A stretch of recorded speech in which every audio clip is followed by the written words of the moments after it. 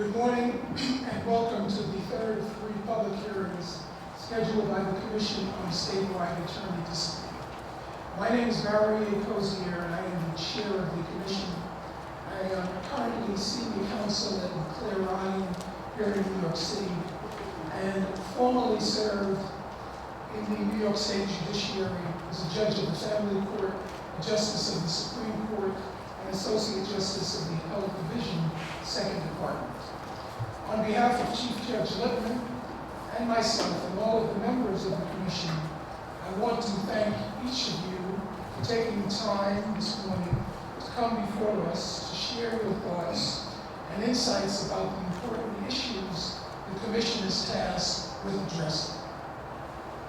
In February of this year, Chief Judge Lippman established the Commission on Statewide Attorney Discipline to conduct a comprehensive review of the state's attorney disciplinary system to determine what is working well and what can work better.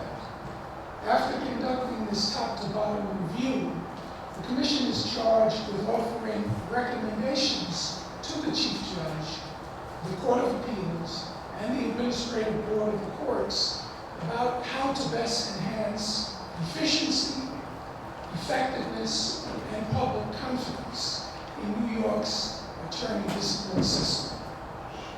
Among the primary issues under consideration by the Commission are the following.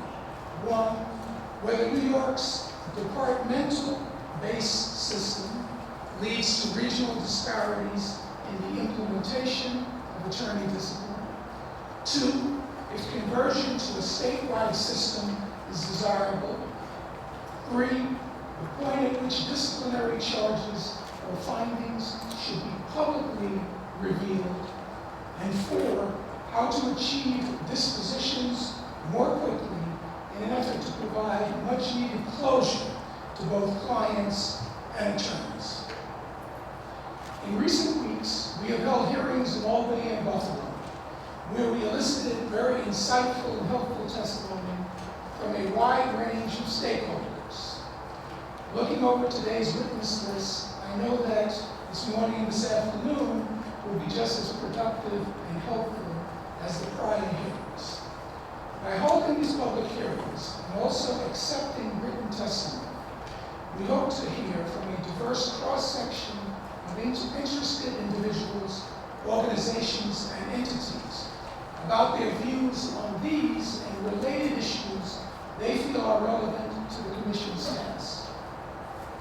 So far, we've heard from attorneys, bar associations, consumer advocates, legal consumers, academics, and others. We believe that by inviting and considering differing viewpoints, the Commission will gain a more complete understanding of the issues at hand, and in turn be in a better position to formulate the best possible recommendations for the state of New York. We know that the attorney discipline process has a tremendous impact, not only on attorneys subject to discipline and their clients and potential clients, but also on the public's trust and confidence in our legal system. We want to thank you once again for helping us in this important mission to carefully examine the need for change in New York's disciplinary system.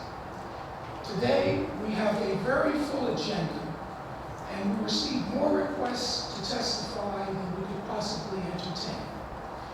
We have attempted to fit in as many witnesses as possible within the time allotted, and in fact, we have extended the time by an hour. Still, we were not able to accommodate each and every request, but we will accept written testimony from anyone who does not have the opportunity to testify at the hearing, and because of time constraints, cannot be accommodated. We have a witness list. Those persons who are not on the witness list will not have an opportunity to give oral testimony. Again, they may submit written testimony to the Commission, and it will be made part of the record. We will have up to 10 minutes. Each of you will have up to 10 minutes to present your testimony. And then you may be asked questions by the panel. We need to strictly enforce the time limit because, as I indicated, we are already overextended.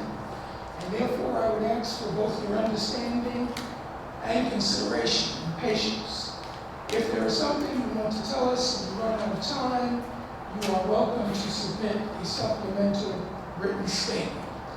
Now, in fact, most of the witnesses have already submitted written statements to the commission. In some instances, those written statements represent the testimony that they will be presenting this morning. I do want to caution you that to the extent that you plan to read your written testimony and it exceeds 10 minutes, you will not have the opportunity to complete the testimony, and therefore you should tailor your testimony to that 10-minute period. Now, I'm pleased to have a distinguished panel joining me today. Each of these professionals has special experience in the disciplinary field and currently serves as a member of the Commission on a Statewide Attorney Discipline. And I begin with the member to my immediate right, the Honorable Peter Skelos, currently a partner at Forcello, Guido, Deegan, Swartz, Mineo, and Toronto, and a former Associate Justice of the Appellate Division, 2nd Department. Judge Skelos is co-chair of the Subcommittee on Enhancing Efficiency.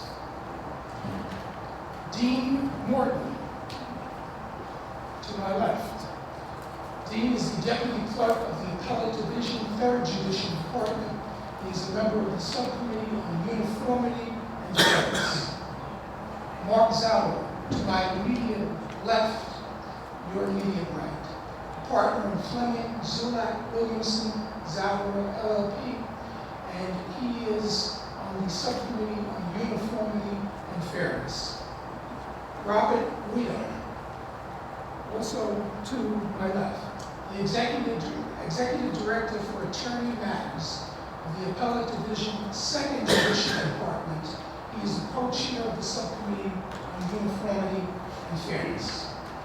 To my right, Devika Kewalramani, who is a partner and general counsel at Moses & Singer and the chair of the New York City Bar Association's Committee on Professional Discipline. She is also the co-chair of our Subcommittee on Transparency and Access. And to my far right, your far left, Professor Stephen Gillers. Professor Gillers is the Elihu Root Professor of Law at New York University School of Law.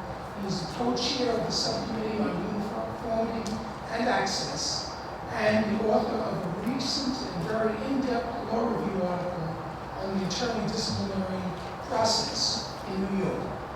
In addition, I would like to introduce to you the other members of the Commission who are with us this morning.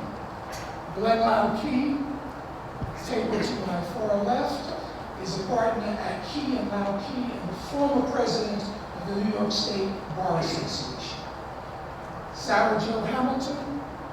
Sarah is a partner at Scalise, Hamilton, and Sheridan, LLP, former trial counsel and first deputy chief counsel, Departmental Disciplinary Committee of the Appellate Division, 1st Judicial Department. Monica Duffy. Monica is the chief counsel to the Committee on Professional Standards with the Appellate Division, 3rd Judicial Department. Donna English. Donna is not here. E.J. Forster, who is with us, is an associate at Vinnick, McGovern, and Malizio, and she is vice president of the Korean American Lawyers Association of Greater New York and a member of the Character and Fitness Committees for the 2nd, 10th, 11th, and 13th Judicial Districts. I am deeply grateful to the members of the Commission for their hard work this past several months, and I want to thank everyone who was able to join us today. I would also like to extend my thanks to New York County Lawyers Association for hosting this event, and graciously extending the time that they were able to have us utilize this room. I would be remiss if I also did not extend my thanks and the thanks of the Chief Judge and the Commission to my predecessor as chair, former Deputy Chief Administrative Judge Gail Prudenti, for her stewardship of the Commission over its first 4 months. Now, I would finally ask that all the witnesses keep their voices up. We do have a court reporter present taking verbatim all of the testimony. And I would remind the witnesses that a transcript of their testimony will be posted to the Commission's webpage and possibly included as an appendix to our final report. In other words, whatever you say here today at this public hearing will be available to the public. Now, I just have one final caution for the witnesses. The Commission is a fact-finding body. It is neither an investigative nor an adjudicative body, and therefore it has no authority either over the disciplinary committees or the grievance committees, and has no authority with respect to either the investigation or the adjudication of any individual cases, complaints, or grievances. The Commission, in fact, is involved in making recommendations to the Chief Judge about the disciplinary process statewide, both in terms of rulemaking and policy. So please keep that in mind as you make your remarks. Our first witness this morning, our first witnesses are Andrea, Bonina, and Pery Krinsky, New York State Academy of Trial Lawyers.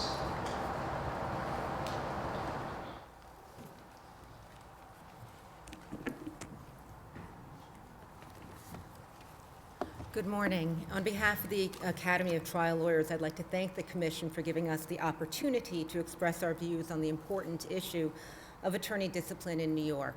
My name is Andrea Bonina, and I'm both a longtime Academy member and a member of the Grievance Committee of the 2nd, 11th, and 13th Judicial Districts. I want to state at the outset that my testimony today does not reflect any point of view of the Grievance Committee, and rather is being given solely on behalf of the New York State Academy of Trial Lawyers.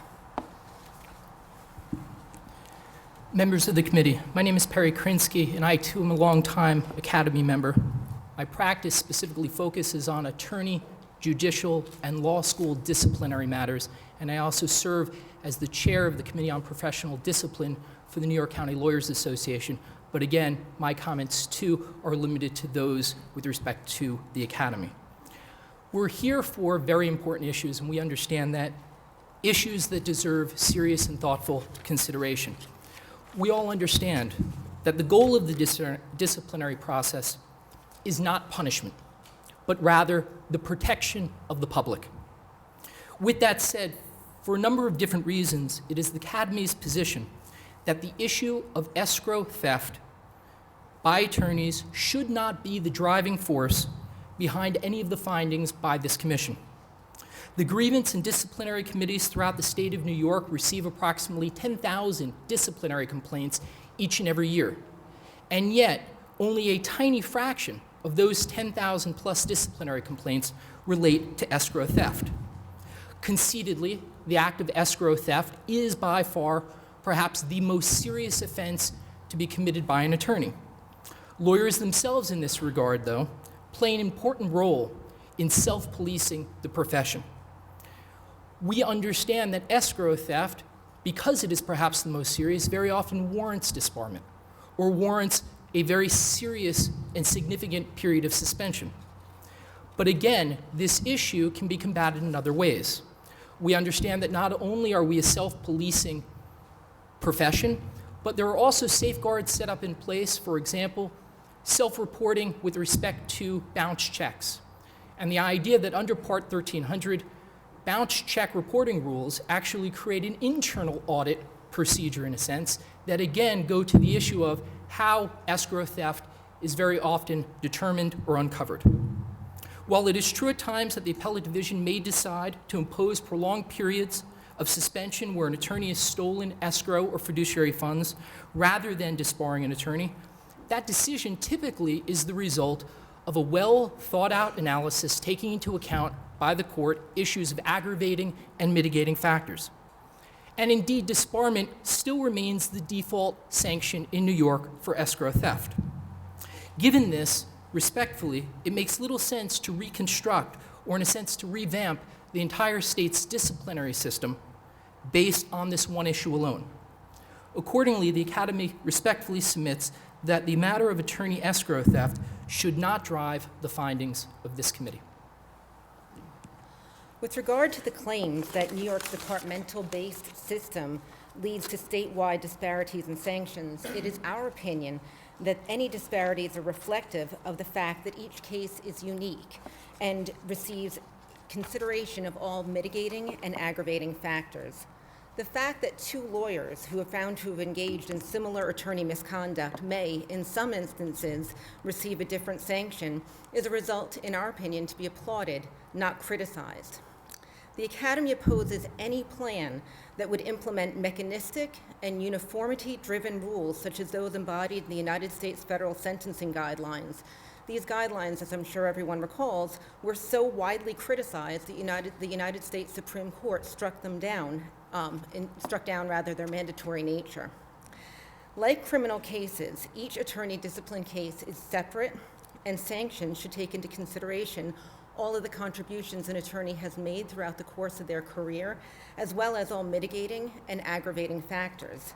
That's the system as it exists in all 4 judicial departments today, and that system works well. There may appear to be unexplainable differences in the level of sanctions imposed in different cases, but largely that is due to the fact that certain departments include greater factual discussions in their disciplinary decisions. As with every area of law, each fact pattern in a disciplinary complaint is unique, and the fact that each fact pattern is unique will unavoidably result in individualized decisions. Any concern regarding disparities in decisions can be addressed by better education of the bar and of the public concerning the mitigating factors and the extent of the investigation. The Academy does not believe that the procedural uniformity among the 4 appellate divisions is the key to a better disciplinary system in New York.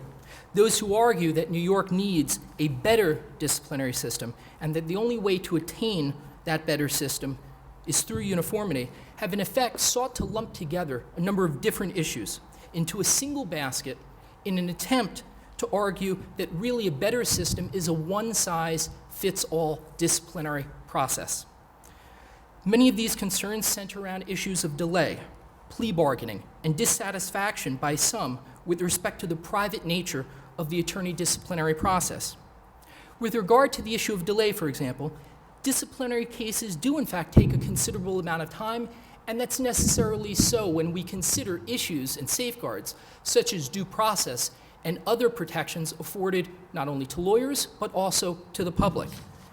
Similarly, the issue or the principal issue of timing is really grounded not in the issue of creating a better system or a different system, but rather improving upon the system that we currently have, first and foremost, as we all know, by making sure that the necessary funds are in place to provide the disciplinary and grievance committees with the necessary resources to work within the system and to improve upon it.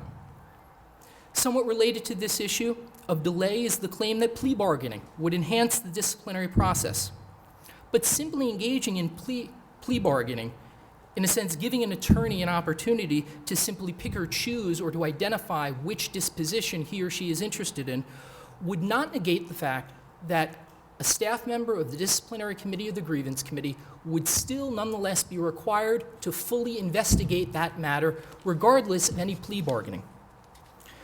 Even with minor disciplinary infractions, when a grievance or disciplinary committee staff member investigates a case and chooses to proceed one way or another, whether it be informal discipline, private discipline, or public charges ultimately, or charges that are ultimately prosecuted, nonetheless, that staff member is required to fully investigate every and all matters. Indeed, the fact is that when it comes to disciplinary matters, whether they proceed on a formal or an informal basis.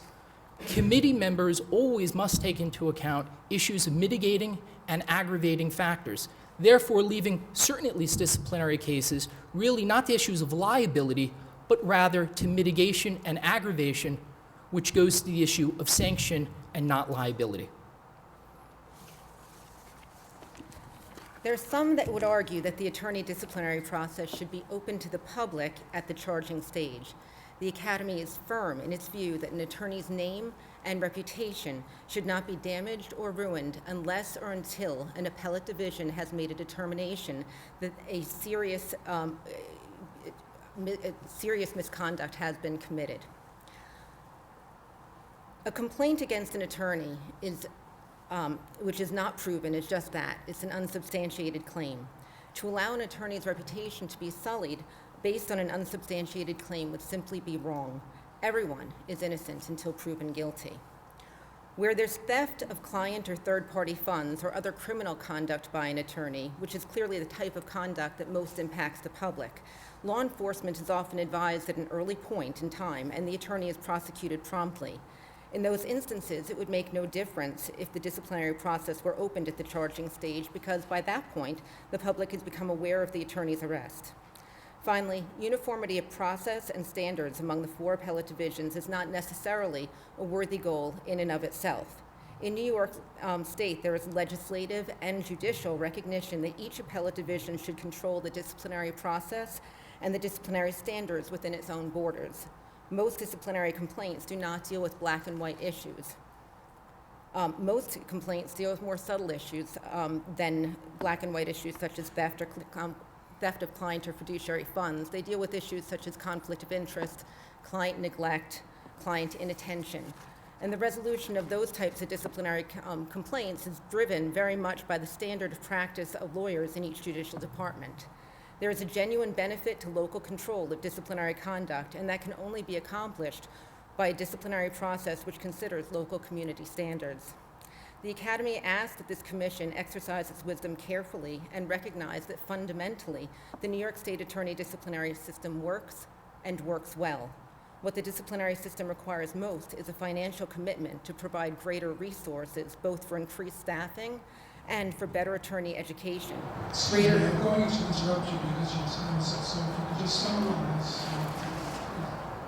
My final sentence is that greater resources and not procedural fixes will improve the system and make it an even better one. All right, thank you. Members of the commission. Thank you. Thank you for your testimony, and I've read the Academy's submission. And I have a question for you on this issue of uniformity.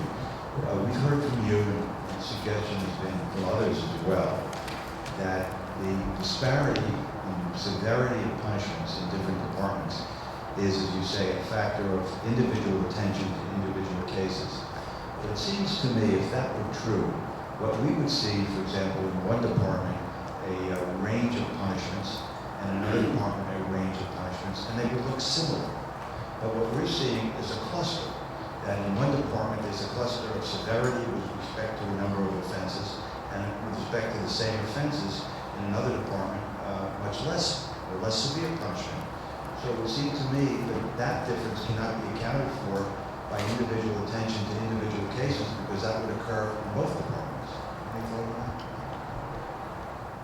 Well, I do believe that when we have grievance complaints that are under review, there is a very significant investigation.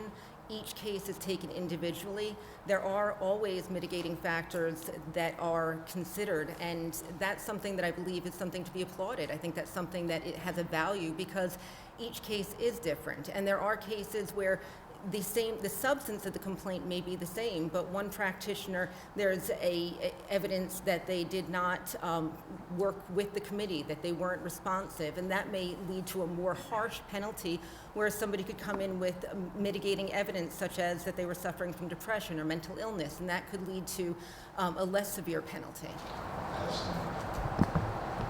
Yes. Thank you for your testimony.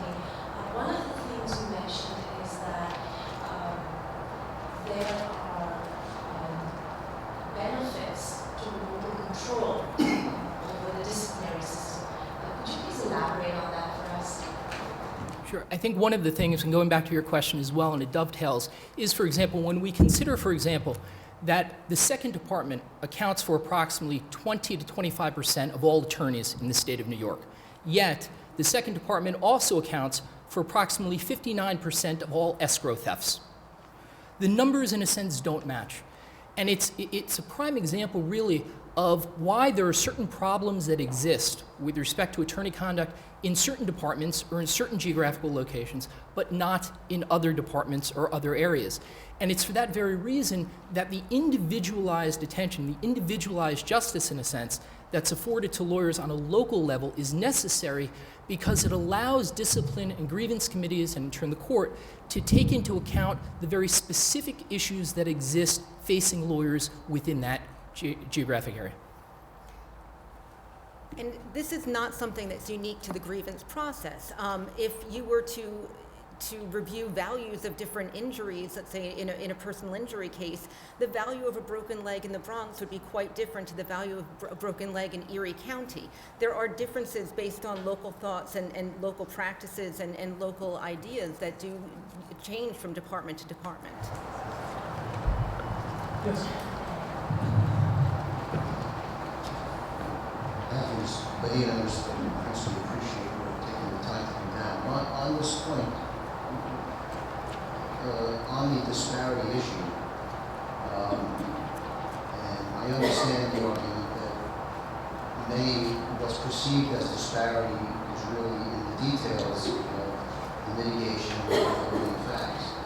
But when you have a system where it's known, and those of you like yourself, Mr. Krinsky, who practice in this field, when you advise your client respondents or client lawyers, it's pretty well understood. If you commit an escrow theft, an intentional escrow theft in the first department, they virtually begin with a presumption of you work for this department, and then we go from there if there's sufficient mitigating circumstances. That's not necessarily the case elsewhere around the department. So whether you're stealing escrow funds in Erie County or on Long Island, it's the same act of misconduct. And when you have a process that the jumping off point is different, would you agree that there's a measure of unfairness in that, not only to the lawyer, the accused lawyer, but also to the victims and those clients, as to whether or not everyone's going to be treated, at least from the jumping off point, starting the same? And the corollary to that is, if that's the case, why is it problematic for the courts to adopt a set of guidelines or standards for sanctions as the jumping off point that's done in the majority of the states? I think twofold. One, with respect to the beginning point or the ending point, I think it's perhaps even somewhere in between. I think we understand that perhaps very often there's a floor and there's a ceiling, and a degree of discipline fits within that range based upon a set of factors, such as aggravating and mitigating factors. As to, in reverse for a moment, the idea of creating a standardized set of guidelines in and of itself is not problematic, but I would also suggest that, in effect, we already have those guidelines in place through decisions that the four appellate divisions have issued, identifying very specifically aggravating and mitigating factors, no different than those cited by at least 3 out of the 4 appellate divisions when citing to the ABA standards on the imposition of discipline, both aggravating and mitigating factors. So we've already, in effect, taken those into consideration.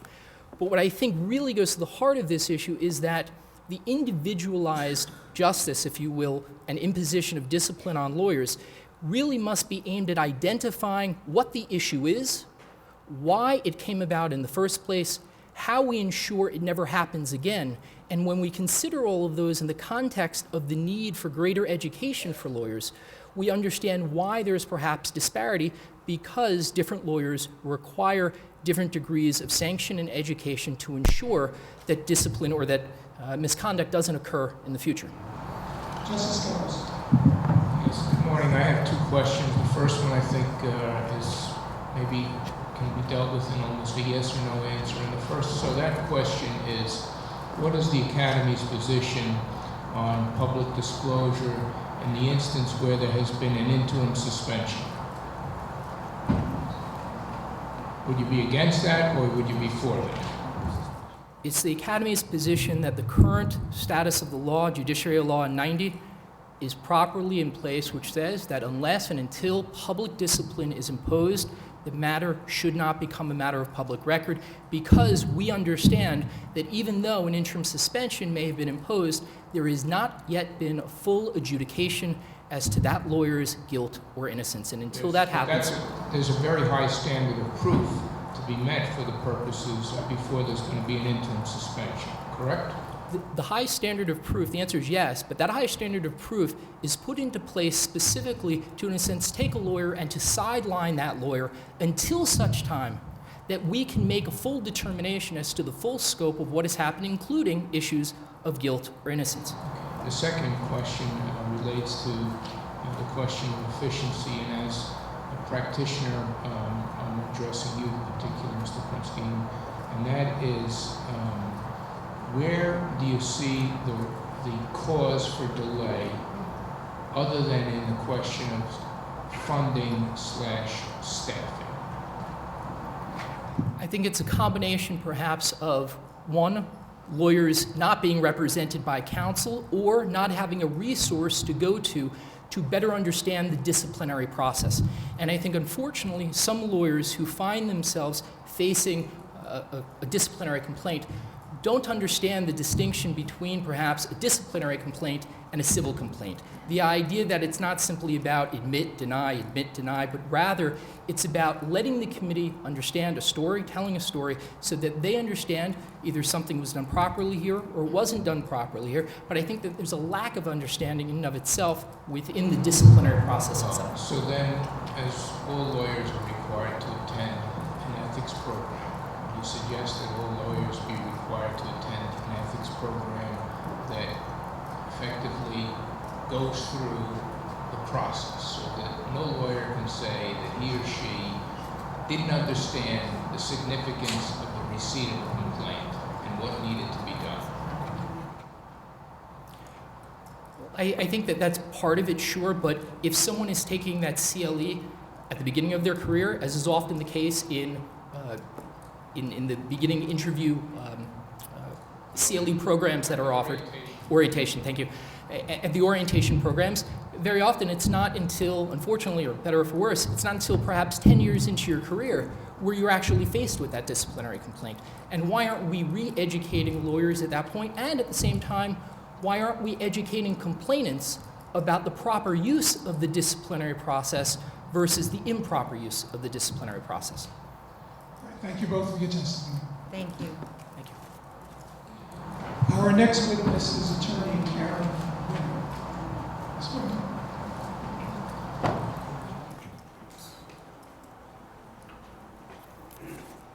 Good morning, distinguished panel members. Good morning, audience members. My name is Karen Winner. I'm a New York attorney, and for years I've had a deep interest in how legal consumers are affected by the secrecy surrounding the discipline of lawyers. Before I became a lawyer, I wrote a report more than 20 years ago for the New York City Department of Consumer Affairs. Mark Green was a commissioner. Women in Divorce, Lawyers' Ethics, Fees, and Fairness. And it found that the public is not protected from dangerous lawyers. I drafted the Client Bill of Rights that divorce lawyers are now required to give their clients. For decades, it's been publicly known that the New York lawyer disciplinary system fails to protect consumers from unscrupulous or incompetent attorneys. We know that the New York system is too secret and metes out inconsistent discipline due to regional practices. And we also know that the system is being held captive to vested interests of lawyers who don't want any changes to the status quo. Consumers have no way of knowing which lawyers are being investigated for serious misconduct. This secrecy leaves consumers vulnerable to financial predators with law licenses. What are the ramifications to the secrecy? Because the client is left in the dark about the lawyer's pending disciplinary matter, The unsuspecting client will go to the Office of Court Administration's website, look up the lawyer, and see no public discipline under the lawyer's name. And that client then believes he or she is perfectly safe to hire that attorney. The client does not know that the unscrupulous lawyer can keep practicing all the way up until the very end of the process, and that can take years. And that whole process remains secret. So what happens when a client unknowingly hires an unscrupulous attorney who has serious allegations pending? That unsuspecting client hires the lawyer, and then the trouble begins. The lawyer won't return calls, or drags out the case with unnecessary motions, or won't follow the client's objectives, or starts engaging in myriad forms of fee abuse, like fee padding when fraudulent charges are added to the bill. These are real problems, and they're ethics violations. The client becomes concerned, starts to lose confidence in the attorney, and then finally the client has to terminate the attorney for the client's own best interest.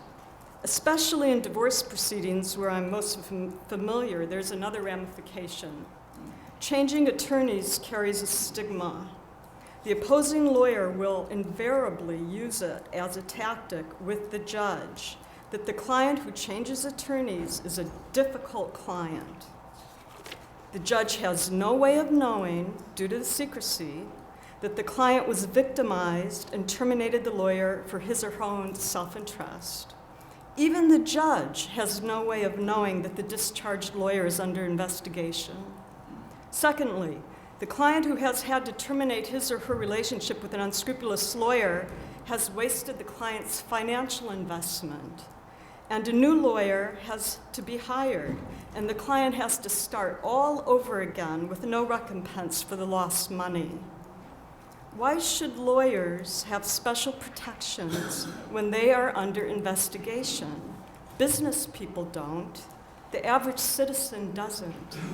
If the New York disciplinary system would lift the secrecy and allow the public to see the complaint histories lodged against a particular attorney, maybe clients wouldn't need to change attorneys so often, because they would have the opportunity to be informed and know who has a record. The client would know how to protect him or herself before it's too late. And publishing the reported complaint histories while they're pending would protect honest attorneys, because the whole system is affected. The profession is being tainted, and honest attorneys are being tainted. Here's some solutions. There should be a consumer alert to warn consumers against lawyers who are under investigation for major misappropriation of funds. Abolish the gag rules that prevent people from speaking publicly about the complaints they've filed. Disclose a lawyer's disciplinary history so the public can be informed, including private admonitions. Open the hearings to the public, just the way they're opened in criminal and civil proceedings. It'll take courage and leadership to institute these reforms. There are powerful interests, as everyone knows, who will urge the leaders to maintain secrecy. But the public's safety should come first. Thank you.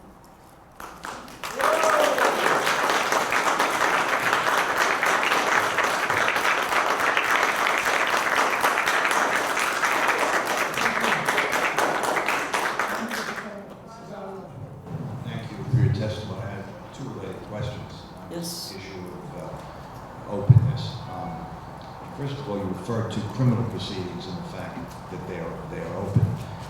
We are reminded that the reason for openness of criminal proceedings was, and has been for hundreds of years, and is in our Constitution, to protect the accused person from secret proceedings.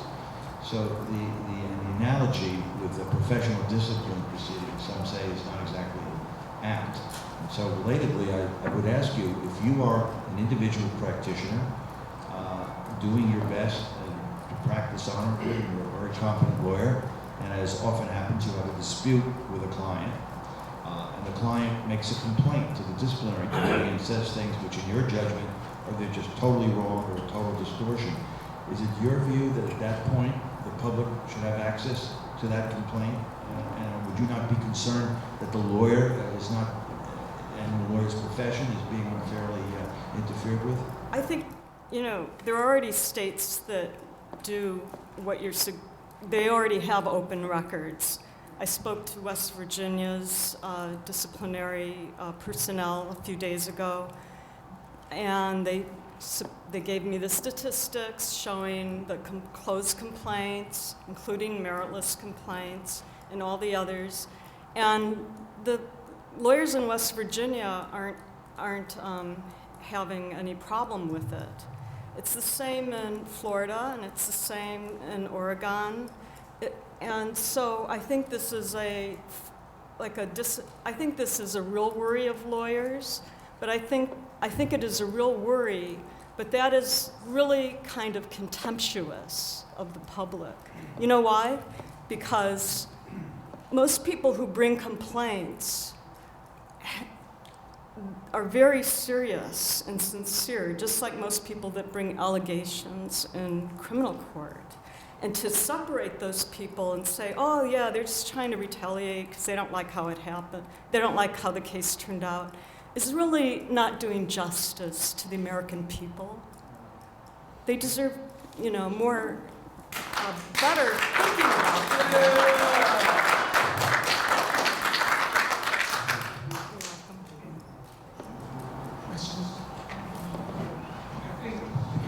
I think you suggested that there's perhaps a pattern of recidivism that happens with respect to the lawyers who are under investigation. Is that a fair summary of what you're saying? That a lawyer who's under investigation is more likely to be one who is committing further ethical violations while that attorney is under investigation. Is that a claim you're making?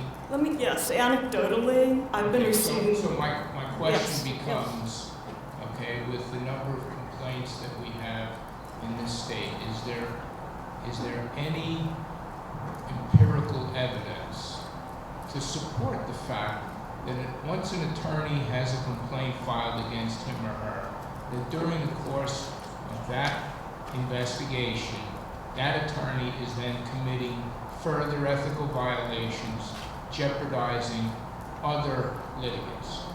What I can tell you is that I've been receiving complaints about I wrote a book, a national expose about this, 1996, Divorced from Justice, published by HarperCollins, and I've received complaints for over 20 years about attorneys. And there have always been multiple complaints about certain attorneys. And when there's just one complaint about an attorney, it seems like an aberration. But when there are multiple complaints about attorneys, I'm asking you, you're sort of an academic, I'll say. You've written a paper, you've written a book, okay? And I'm asking you, in the course of your study of this issue, which apparently is going on 20 years, have you accumulated empirical data to support the suggestion that while an attorney is under investigation, that attorney is then committing other ethical violations involving other clients? well, that's a really good question, and I don't know if any researchers can answer that empirically because the system is secret. Yes! If the first complaint is founded, and then another complaint is filed, and that complaint is founded, you'd be able to match up the date of the filing of the first complaint, which was founded, and then if the second complaint or third complaint was founded, you'd be able to match up those dates, and you'd be able to establish that during the course of an investigation, there were indeed further violations. I'm just asking, have you done that study, or do you know of any such studies? I can't do it because it's secret. We don't know about the investigations. But I can tell you something. Because of the way the system is set up, lawyers will, they'll retire. I've had situations where a complaint has been made, and pending that, the lawyer will retire, and then there'll be other complaints that come up, but then they won't be investigated because the lawyer retires. And this, I helped a family from India recover $70,000 in funds because their lawyer stole from the settlement agreement when the father was killed in a temple, and the lawyer, in a wrongful death award, stole part of the money from the widow and the children. And that lawyer retired, and there were other complaints pending, and they never saw the light of day. And I think this is a serious problem. And I don't mean to sound strident. Thank you very much. You're welcome.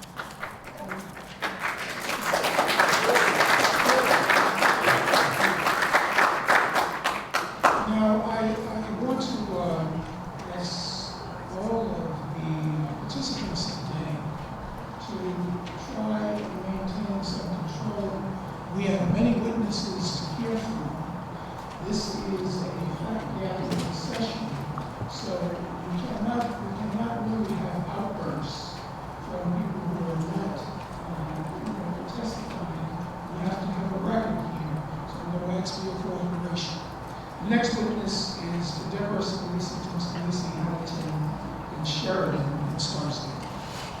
Sir, could you maybe move your mic a little bit closer because we don't have to hear back here. Thank you. Deborah Skelos. Very good. Thank you and good morning.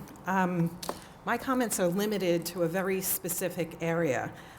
Some of you know me. I've been a former deputy counsel of the disciplinary committee, and now my career is on the other side. And what we do is proactively and defensively represent lawyers and judges in their disciplinary issues as well as other issues. People do come to us beforehand to ensure that they are in compliance. These views, first a disclaimer, these views are my own. I belong to several bar associations, I'm on several committees, but they're not their views, they're mine. They're gained by virtue of my experiences in 25 years in this area of practice. Nor are they the views of any governmental agency that I formerly worked for or my partners. They really are born of the fact of representing lawyers. And lawyers are people too, and they have issues too. What you may not know about me, that in addition to my Juris Doctorate, I hold a master's in forensic psychology. And very often, lawyers have psychological or health issues too. Hence, I'm here today to speak about lawyers with mental disabilities or addiction problems from the perspectives of my professional experience over these past 25 years. We've prosecuted and defended lawyers as well as prospective lawyers with respect to admissions and disciplinaries. They've been diagnosed and they've been treated, and I think it's very important to understand that sometimes their misconduct is not born of the fact that they're doing intentional things, but maybe they have an issue that has bled over into their practice and will explain things. Over the past 25 years, I've worked with both the New York State Bar and the Association of the Bar of the City of New York with the Lawyers Assistance Programs. And they have an anniversary in the New York State Bar, and I'd like to congratulate them on that. They have now expanded their scope. Initially, they dealt with addictions, and lawyers have addictions sometimes. But now, they deal with lawyers in distress generally. What types of things do lawyers experience? They experience what everybody in the general population experiences, but sometimes it's greater because of the stress factors associated with lawyering. We are the hired guns of our clients, and sometimes when we have issues, that will bleed over into our practice. But if left untreated, these mental health issues can impact and sometimes harm clients. What my goal is here today is to educate you so that we could have some uniformity with respect to those types of things.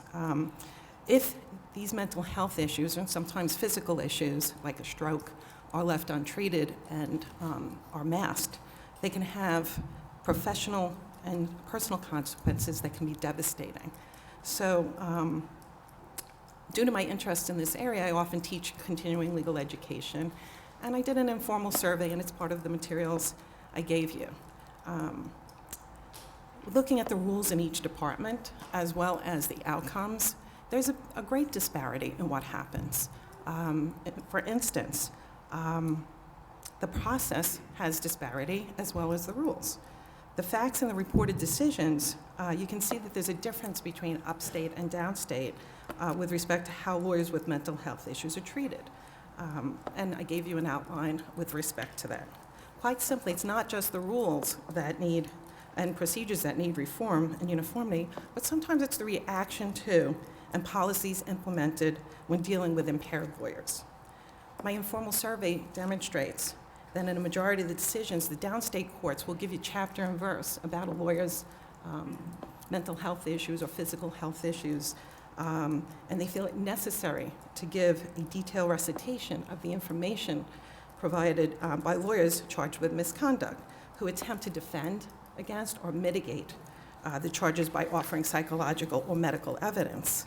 I'm aware of several instances where such information was set forth in detail in published decisions which informed the world at large that the attorney had been abused as a child or had other psychological issues which were personal and embarrassing.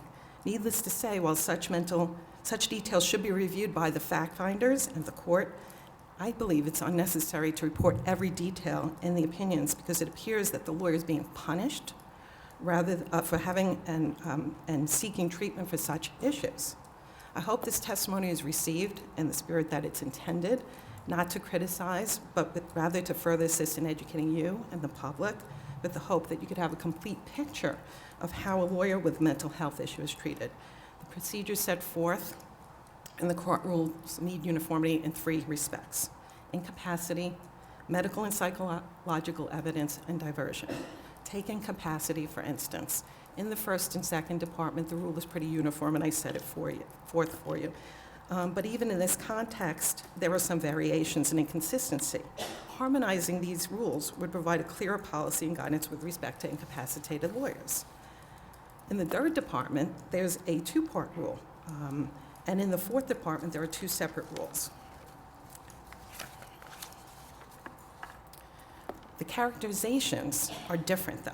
There are references to incompetent, alleged to be incapacitated, incompetency, or involuntary commitment or disability. And I ask you, does a disability constitute incapacity or incompetency? What constitutes an involuntary commitment? Does the reporting rule, RPC 8.3, require a lawyer to self-report or another lawyer who knows of a lawyer who falls under one of these categories to report the impaired lawyer to the court or to the committee? I believe we need uniformity and consistency to define the terms so that lawyers, as well as counsel to the committee, the public, and the courts all understand the parameters of such issues when they arise in the disciplinary process. These changes will afford the impaired lawyer with the necessary notice to have them have due process when faced with issues of impairment, whether such issues stem from or are related to physical or mental disability or incapacity. Now, as to medical and psychological evidence, while all 4 departments accept it, the second department actually has a rule that provides for what you should do when you offer medical or psychological testimony. It provides that counsel, meaning defense counsel, must give 20 days notice prior to hearing and sign waivers to allow the committee access to the records of the medical or psychological professionals and treatment providers. And I believe it should be uniformly adopted in all departments because it gives the parameters. As it stands, once such evidence is offered in evidence or mitigation, the attorney who put the issue forward is subject to the dictates of the committee staff as to what records they must provide. While we recognize that the lawyer raised the issue and that staff is obligated to challenge the veracity of any such defense or mitigation, there have been instances where skepticism and lack of sensitivity is discouraging. On occasion, my witnesses have reported some committee counsel skepticism as to a lawyer's treatment plans and support systems. Moreover, this rule from the second department is a good start as to the parameters of notice and waiver, but it needs expansion to allow for medical and psychological issues as a defense, and also a section that allows for maintaining confidentiality and sealing of such evidence in the record. This is particularly important, and I'll explain later for reasons that I'll explain later. Lastly, diversion, and this is a very important rule. As you no doubt will hear again, we have diversion rules in the 2nd, 3rd, and 4th departments, but not in the 1st department, and while they will do that informally, there is no specific rule laying out what the guidelines are. So, also diversion is limited to treatment for addiction issues, but not psychological issues. So really, we have a very limited rule where diversion explains if you're addicted to drugs or alcohol, you can divert your issue and the investigation while you seek treatment. It doesn't quite make sense when you look at the DSM-5, which is the guidelines, because addiction comes under one of the categories of psychological treatment. From the lawyers' assistance programs, they do look at the psychological issues, but that does not afford lawyers diversion in each of the departments. So it's my view that if all departments would have a uniform diversion rule, which expands to include psychological as well as addiction issues, that would be helpful because lawyers will be informed as to what will happen if they seek help. Second, addictions, as they are classified under mental illnesses, diversion should be expanded that way. Lastly, my experiences. I'm going to relate some stories to you, and they're anecdotal, but I think they're important, and I can assure you. Yes. Okay. So I'm going to just give you one experience, and then I'm going to wrap up. There was a lawyer I was prosecuting, and he was hospitalized because he was bipolar. And he called me, and we were in the middle of proceedings. We were getting ready to disbar him because he failed to cooperate with the committee. And what he said to me was, I need an adjournment from the court. And I said, okay, what's going on? He said, I'm in the hospital. I said, well, I'll inform them that you're in the hospital. He said, no, I would rather be disbarred. I would rather be disbarred than go out on a mental health issue because I will never be able to come back. And what I implore you, and you could read my comments, is that most lawyers try to do the right thing. In my practice, I've seen that there are about a third of lawyers who do the wrong thing, there are about a third of lawyers who make mistakes, and there are about a third of lawyers who have some mental health issues or some stressor that is leaning on their practice. That last third is who we should help. We need uniformity. We can get them treated, and it is very rewarding to work with lawyers' assistance professionals to get people back on track and let them regain their career. If we do that, they can then again serve the public. So I'm asking again that we have a diversion rule, that we have some uniformity in the medical and psychological testimony that's given, and that when it comes to incapacity, and this is important, if you take a look at the cases upstate, how they're reported, and the cases how they're reported downstate, you can tell people, and you should inform people when an attorney has been suspended for incapacity, but do you have to give every little detail? Is that fair in what we do? Lawyers can get back on track. We should make sure they get back on track. And I'm hopeful that you will consider my testimony and consider a diversion rule and uniformity with respect to medical and psychological issues. Thank you. Thank you.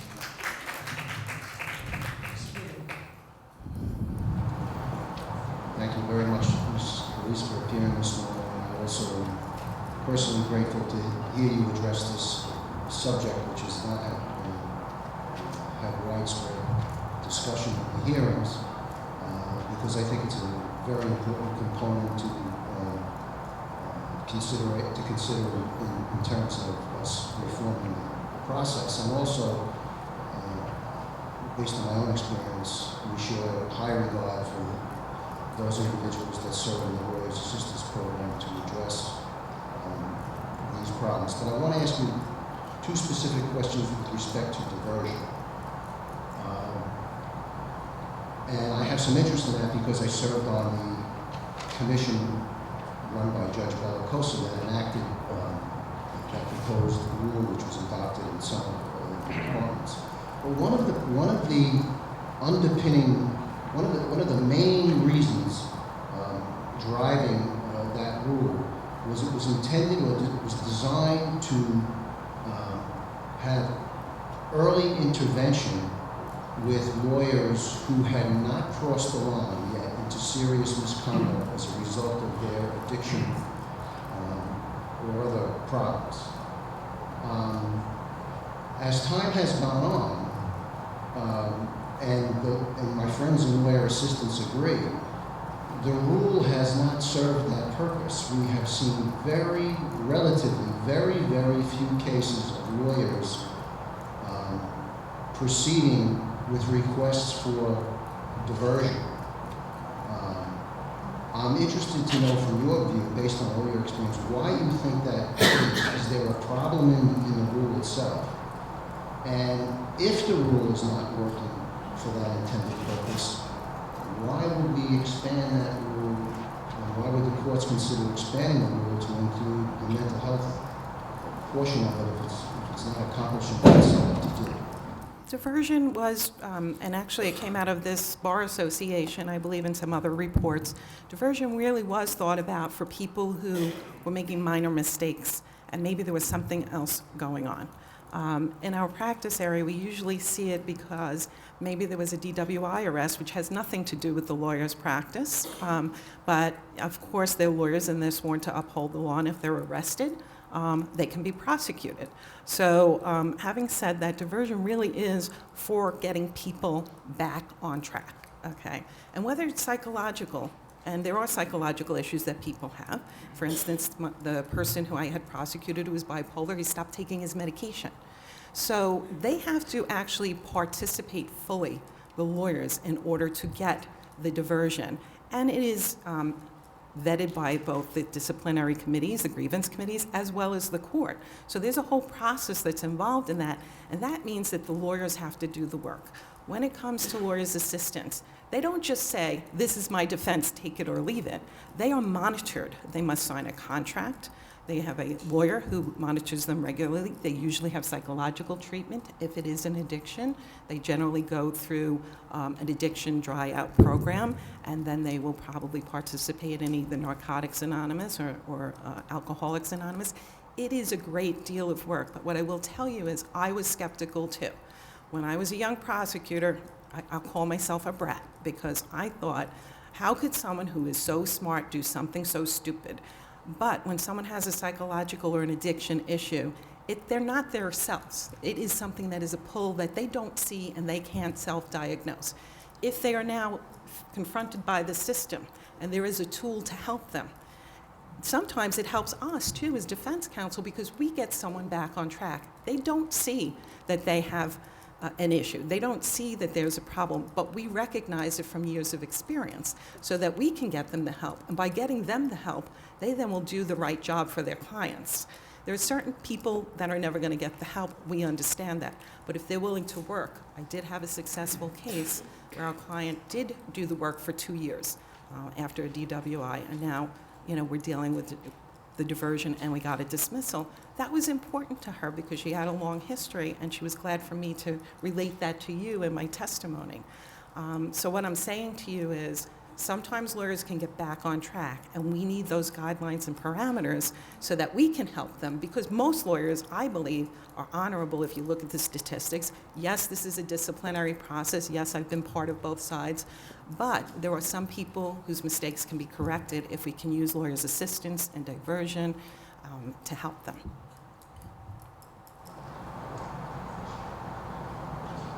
Can you just comment, based on your experience, the impact of the funding for the Lawyers Assistance Program, let's say over the last 7 to 10 years, how it's changed, and the significance of that in your view? I think that they very often do God's work in lawyers' assistants, because they're not judging lawyers, they're assisting lawyers. So they listen to the problems, and they have an affinity for what types of stressors the lawyers have.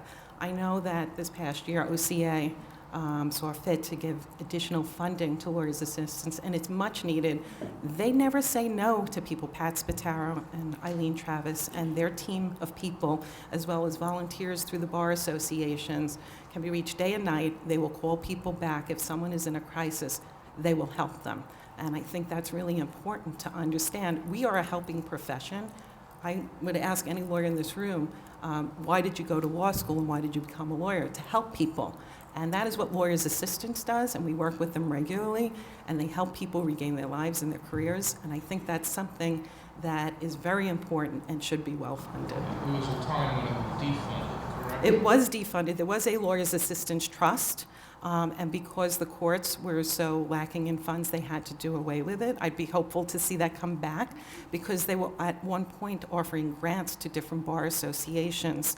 And right now, it's a piecemeal process, but what they do with so little is very admirable and helpful to lawyers and judges throughout the state. Thank you very much. Thank you. for your testimony.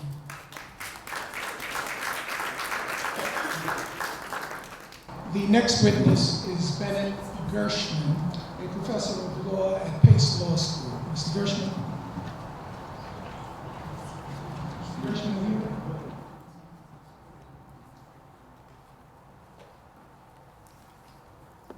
I'm Bennett Gershman, and at the outset, I just want to thank this commission for allowing me to make a few comments on a subject that might be a little bit different from the subjects that you're listening to today, and that's the subject of the discipline of prosecutors. Prosecutors are lawyers, as we know, and they're the most powerful lawyers in our society. Prosecutors have the power to take away a person's liberty, take away a person's life. Those jurisdictions that have capital punishment, fortunately New York abolished it, but prosecutors can still put people in jail for the rest of their lives here, destroy people's reputations. And I would say that most prosecutors exercise their powers with distinction, responsibly, professionally, carefully. I was a prosecutor in the city and the state for 10 years, and I can say that my experience has been that most prosecutors are honorable people. Same with judges. Some judges don't follow the rules all the time, and we'd hope that those judges who violate the rules would be subject to some kind of discipline, and they are. But really, actually, prosecutors are not. In point of fact, based on my study of the disciplinary system in this state and around the country. One judge in the Ninth Circuit called prosecutorial misconduct an epidemic. And if you look at the record just this past year in the Brooklyn District Attorney's Office, 14 men were exonerated. Most of them spent more than half their lifetime in jail for crimes they didn't commit. And let me just say that I did a study, I read those cases and other cases. Prosecutors contributed to those wrongful convictions by misconduct. That's a fact. And the National Registry of Exonerations will bear me out. And in fact, New York stands second nationally on the number of exonerations. More than 192 now, given the last exoneration this past week. The only state that tops New York in terms of wrongful convictions is, of course, Texas. Now, my remarks are going to go towards urging this commission to endorse a statewide commission to investigate misconduct by prosecutors. The disciplinary system that we have, and I'm not blaming the disciplinary system, there are all sorts of reasons why the 4 departments don't investigate and discipline prosecutors effectively. They don't. That's a fact. I'm not going to say anything more than is deficient. Some of my colleagues have used much stronger language to describe it. But I think the disciplinary mechanism, that they're operating in good faith. But first of all, the rules are very, very limited in terms of the model rules that apply to prosecutors. If you use the American standards, ABA standards, that would be a better fit, but we don't use that. 40 years ago this year, the state created a Judicial Conduct Commission, 1975. Previous 100 years, how many judges do you think were disciplined in this state? Around 20. In the last 40 years, somewhere upwards of 900 or maybe even 1,000 judges were disciplined, and several hundred were removed from the bench. Now, prosecutors are lawyers, but prosecutors are different from private lawyers. Prosecutors don't have a client. Most of the rules of professional ethics apply to the private lawyer. We're talking about fees, we're talking about clients, confidentiality, advertising, conflicts of interest, and on and on. Most of those rules don't apply to prosecutors. So there really is a difficulty in disciplining a prosecutor who lies to a judge or suborns perjury or engages in inflammatory rhetoric or hides evidence. I mean, these are hard cases to investigate and prosecute and discipline, and the disciplinary mechanism is strapped in terms of resources, in terms of expertise, all sorts of reasons. And so given the fact that I think a prosecutor is more like a judge, a prosecutor is considered a quasi-judicial official, a minister of justice. A private lawyer isn't a minister of justice. A private lawyer represents a client.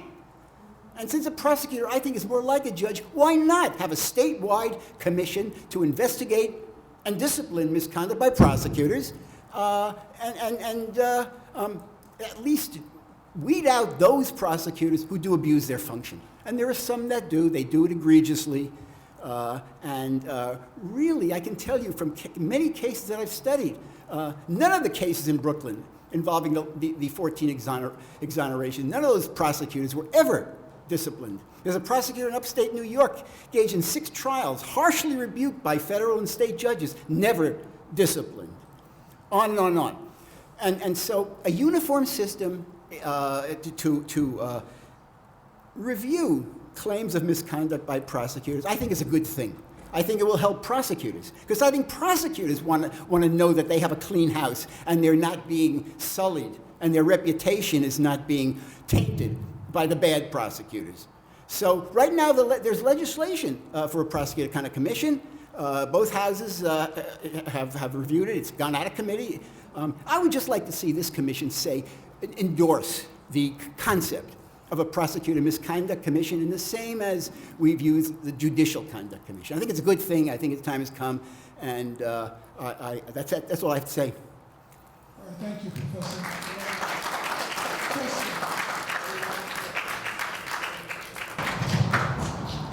Thank you. I have a comment and then I have a question.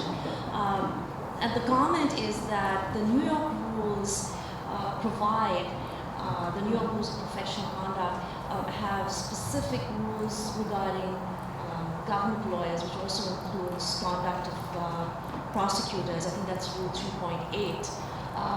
One of the suggestions you have is to have a commission created that would investigate prosecutorial conduct. Are you also suggesting that there should be a set of ethics rules of professional conduct that specifically apply to prosecutors? Yes, I am. Those rules should be, and they are, codified in the American Bar Association standards for the prosecutor function. And these are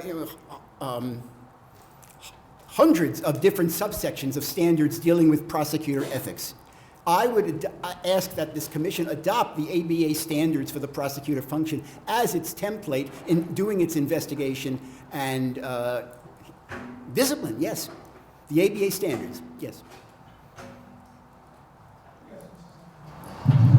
Professor, you've written and spoken about this for a long time. Thank you. Thank you, sir. So you've studied it. The premise of your presentation is that somehow the committees that discipline lawyers are either unable or unwilling to apply appropriate discipline to prosecutors. And so to give you an opportunity, beyond speculation about the reasons, which you're free to do you have any evidence from your long-time study that commissions or that is, the disciplinary committees are applying a lesser standard? Are there forces at work that you've been able to identify that establish this premise? I want to give you an opportunity to address that because we're interested. I think, first of all, from my own personal experience, knowing some of the cases that have not gotten to the disciplinary bodies, I can simply ask why. I know that some disciplinary bodies will not look at a case unless there's a complaint, and complaints against prosecutors sometimes are not that frequent because of the kind of consequences that might happen. I'll just say one thing. Here's my. None of the prosecutors in Brooklyn have ever been disciplined. I know anecdotally of the dearth of public discipline of prosecutors in this state and nationally. And it's been written about a lot in terms of, has there been a study? There has been a study showing that the rules, the model rules, don't provide a lot of places where the kind of misconduct that prosecutors commit are contained in those rules. For example, there is a rule prosecutors have to serve justice, but that's too nebulous. We don't want prosecutors to embarrass the profession, but that also is nebulous. Yes, there are rules in terms of hiding evidence. Take that rule. That is a clear rule. Prosecutors hiding evidence. But when you come to think of it, it's a very difficult task for a disciplinary body to investigate. First of all, do they have the expertise to investigate a prosecutor who hides evidence? I can tell you that even in the most egregious cases, prosecutors will say, it was inadvertent, it was careless, I didn't mean it, it certainly wasn't deliberate. That was what the prosecutors said in the prosecution of the late Senator Ted Stevens. And how do you overcome that? How do you prove that a prosecutor acted culpably with a willful intent to deliberately hide evidence? All right, let me follow up on that. Let's say a lawyer complains, a lawyer who's tried a case against the prosecutor and thinks the prosecutor has hidden evidence and makes a complaint to the disciplinary committee, and the committee thinks it worthy of investigating. Do the committees have access under current rules to all the information they need? Can they, for example, subpoena witnesses in the district attorney's office? Can they get the files? Can they see what was in the prosecutor's files? Can they question the comrade or colleague in the office next door? Were you discussing this evidence a month before the trial? What did the prosecutors say? They were going to reveal it. They weren't going to reveal it. I mean, subject to privilege and all that. But are the tools there in the discipline? I would say the tools are there in the same way that they're there to discipline any lawyer. DA say, we're not going to give you our files and we don't have to. And they might plead confidentiality, they might plead work product, there might be a lot of reasons why government files might be exempt from disclosure. Those would be reasons that would stymie a good faith disciplinary body in seeking to conduct this investigation. So yes, wouldn't we need to consider that along with appropriate procedures? But in the same way that the Judicial Conduct Commission is doing its work and is able to subpoena documents, is able to question witnesses, I would say the same rules should apply to prosecutors. Thank you. Just one question regarding that. Where do you find the potential for the conflict, if there is a conflict, between, let's say, the post-conviction relief that a defendant may seek and the complaint before a disciplinary or investigatory disciplinary body? How do you see should the complaint before the investigative body wait finality of some post-conviction relief? I would say it should. I would say that if there is ongoing post-conviction litigation, it should await the finality of that. Yeah. Yes, Mr. Morton. Professor, thank you for your testimony. If you would, share with me your thoughts on the situation where a finding of prosecutorial misconduct has been made by a court within the context of a criminal proceeding.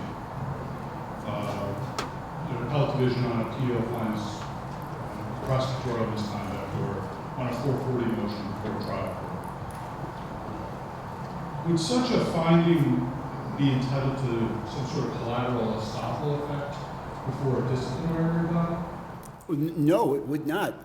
It may be the precursor to a disciplinary body conducting an investigation when they're alerted to a judge, a court, finding misconduct. I will say this. There was a recent decision by the Court of Appeals, People Against Wright, last month, where the prosecutor lied to the jury, lied to the judge, said there was DNA evidence when there wasn't. The defendant was convicted of murder.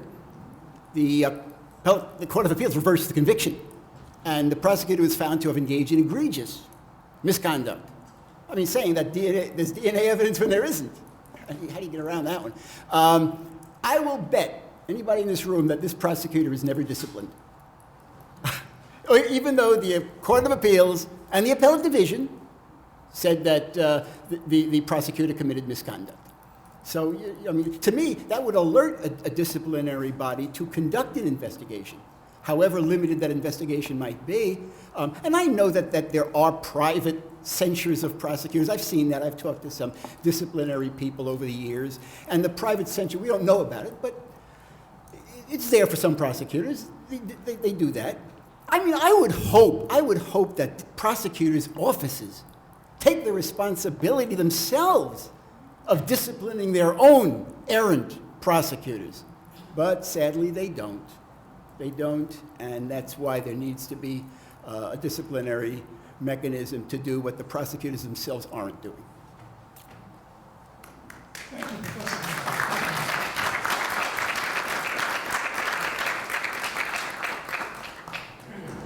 The next witnesses are Daniel Murata and Aileen Crawford of the Richmond County Bar Association.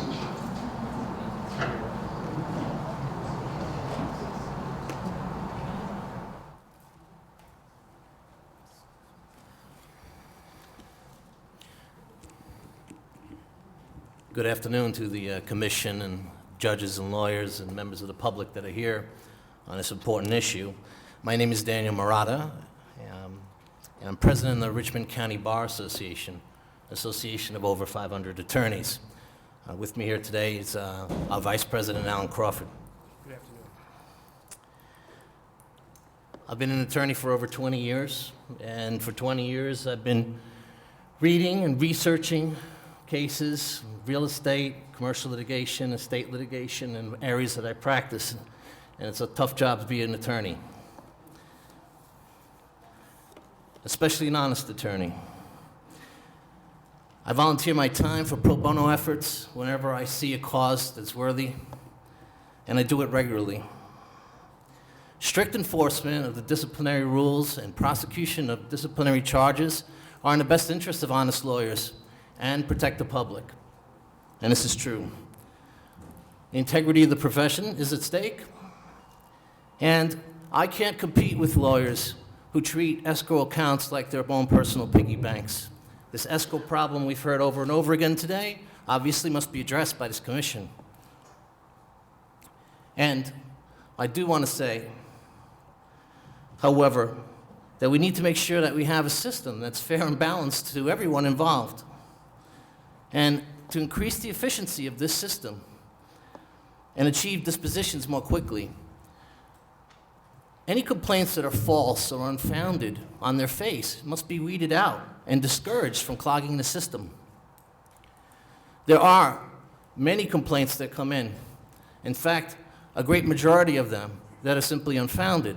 Some of them are just simple misunderstandings between client and attorney. Others are more egregious. Sometimes the complainant may not have standing. Matrimonial cases were mentioned before. I think this is an area where this issue is particularly important. Sometimes you'll see a husband will file a complaint against the wife's attorney. It's conduct that could be described as malicious. And I've been a New Yorker my whole life. I don't think anyone here is naive to think that people will not file complaints that are not true or have allegations that are just false. It happens all the time. It is a real problem. And a lot of these complaints that come in have to be dealt with administratively. The attorney must answer them. And so how do we address this? Because for the honest lawyer, there's severe ramifications, and for all attorneys that are involved, there's severe ramifications. If a client or a complainant files a complaint against a lawyer that is false, they have nothing to lose. Oftentimes, these statements are unsworn. They're written on a letter or a napkin even. We should require the statements that are submitted and answers given by lawyers must be notarized, sworn statements under penalties of perjury. Like, this is a basic requirement that we should make sure is enforced strictly.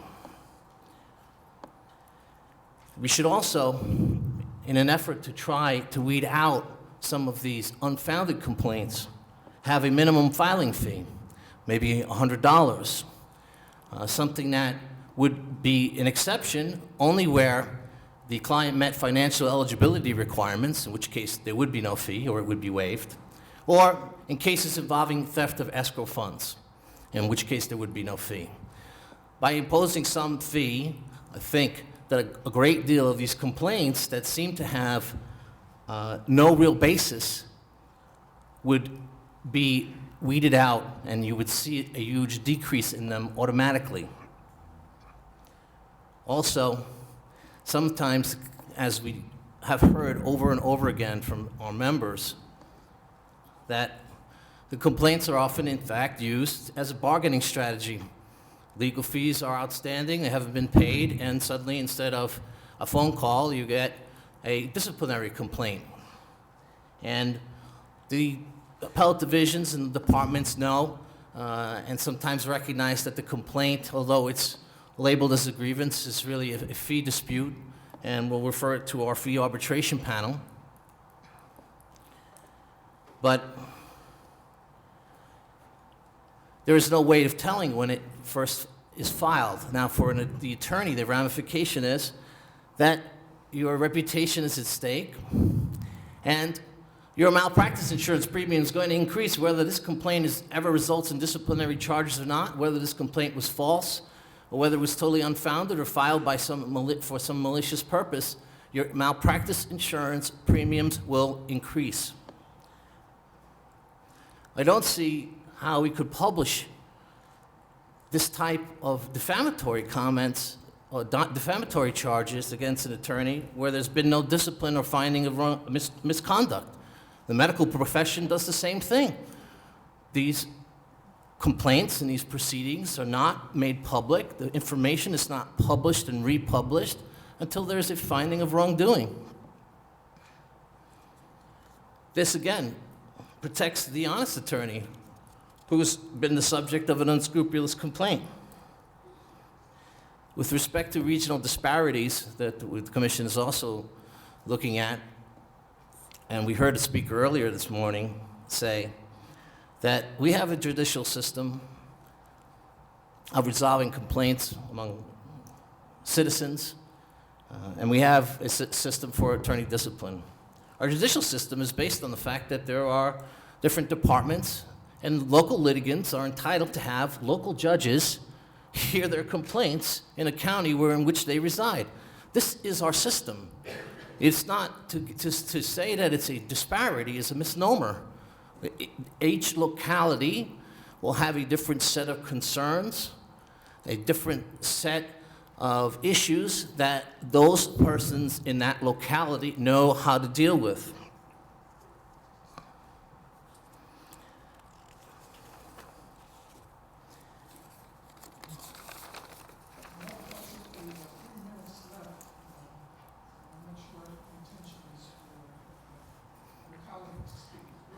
Mr. Crawford's going to add a couple of statements. My last statement I'd like to point out is for Richmond County Bar Association. For a few years now, we've started a volunteer lawyers program, and it's based on examples from other sister bar associations, and we've attempted to protect the public from the unauthorized practice of law.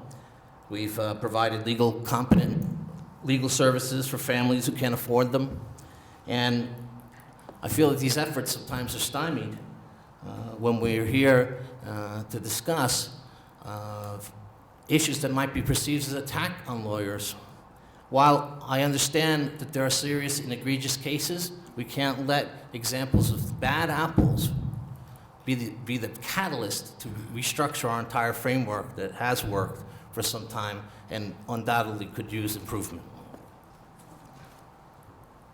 Thank you. I in large part, would be repeating Mr. Murata's comments if I spoke at length. But the real concern of our association and of the lawyers that Dan and I represent is that if a complaint immediately becomes public or goes into a process where it's reviewed by the public without there being any controls on that to determine whether there's any validity to it, to a small practitioner who are the practitioners that we represent. I mean, my firm has 4 lawyers in it, Dan's firm has 4 or 5 lawyers in it, and we might have 2 of the bigger firms in Richmond County. These are sole practitioners, and their real bread and butter in the community is their relationship with the community and their reputation. And our concern is that if there's a complaint that immediately becomes public, it goes out there, it could be utterly unfounded, and then that lawyer, his means of making a living, his livelihood, then becomes something which could be, tarnished without there being any control on that. And it's a real concern for our membership. I think it's a concern for the bar at large, and I think it should be a concern for this committee. Thank you. Thank you. Mr. Zauderer. Thank you. Let me give you an opportunity to address something which is kind of the heart of what you're saying. Underlying much of the discussion about attorney discipline is the premise or assumption that, which is often true, that the lawyer is in a position of strength vis-a-vis the client, and we have to guard against and in appropriate cases punish appropriately and severely cases where the trust in that relationship has been abused. But you say you've been practicing for more than 20 years, practicing for more than double that, and in various bar posts and in practice, and talking with lawyers in private practice, including I'm sure many on Staten Island. There's a situation which often goes unaddressed because a complaint never gets filed, which is unfair to the lawyer as well, which is the fee dispute that you referred to. There are many clients that are much more powerful than the lawyer who is representing them. That's a fact. Business people who are well-heeled may say to a lawyer, I don't want to pay your bill. If you're going to insist on that, I'm going to file a complaint with the disciplinary committee. Now the lawyer faces a situation in which the lawyer basically has to give up, even though the work was earned, just give in to that because of the things that you suggest. And if we open up the disciplinary process fully, that lawyer has to contemplate, does he or she not, that simply because they ask for payment, they're going to have a disciplinary complaint against them and all the public things that that go along with that. Now, I've seen many, many cases of that. I just want to bring into the discussion so that we look at all aspects of this, that phenomenon. Is that something that you've encountered as president of your association? Well, we've heard this over and over again, and as I said, the disciplinary committee will refer it to the fee arbitration panel if they can discern that the complaint is really about money. Of course, the problem is the damage is done.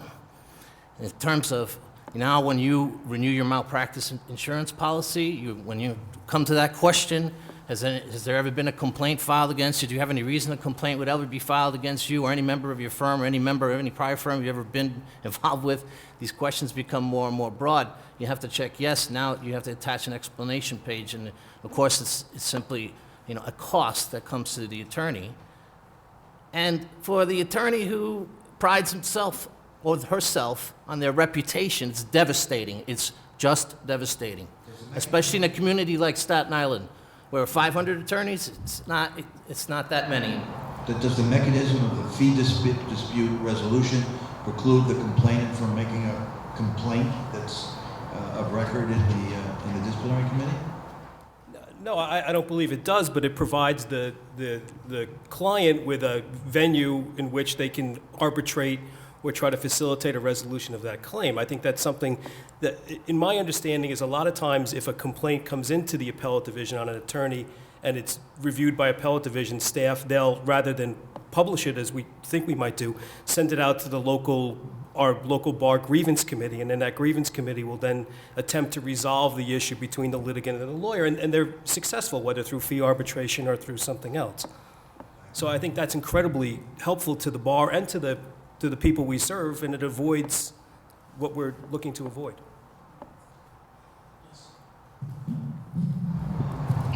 Mr. Mariota and Mr. Crawford, in your view, should the attorney disciplinary system be opened at all? And if so, at what stage? At the stage when there's been a finding of misconduct against the attorney that results in the imposition of discipline against that attorney. So in other words, when the appellate division has imposed public discipline, is that your view? Yes. Same as the medical profession.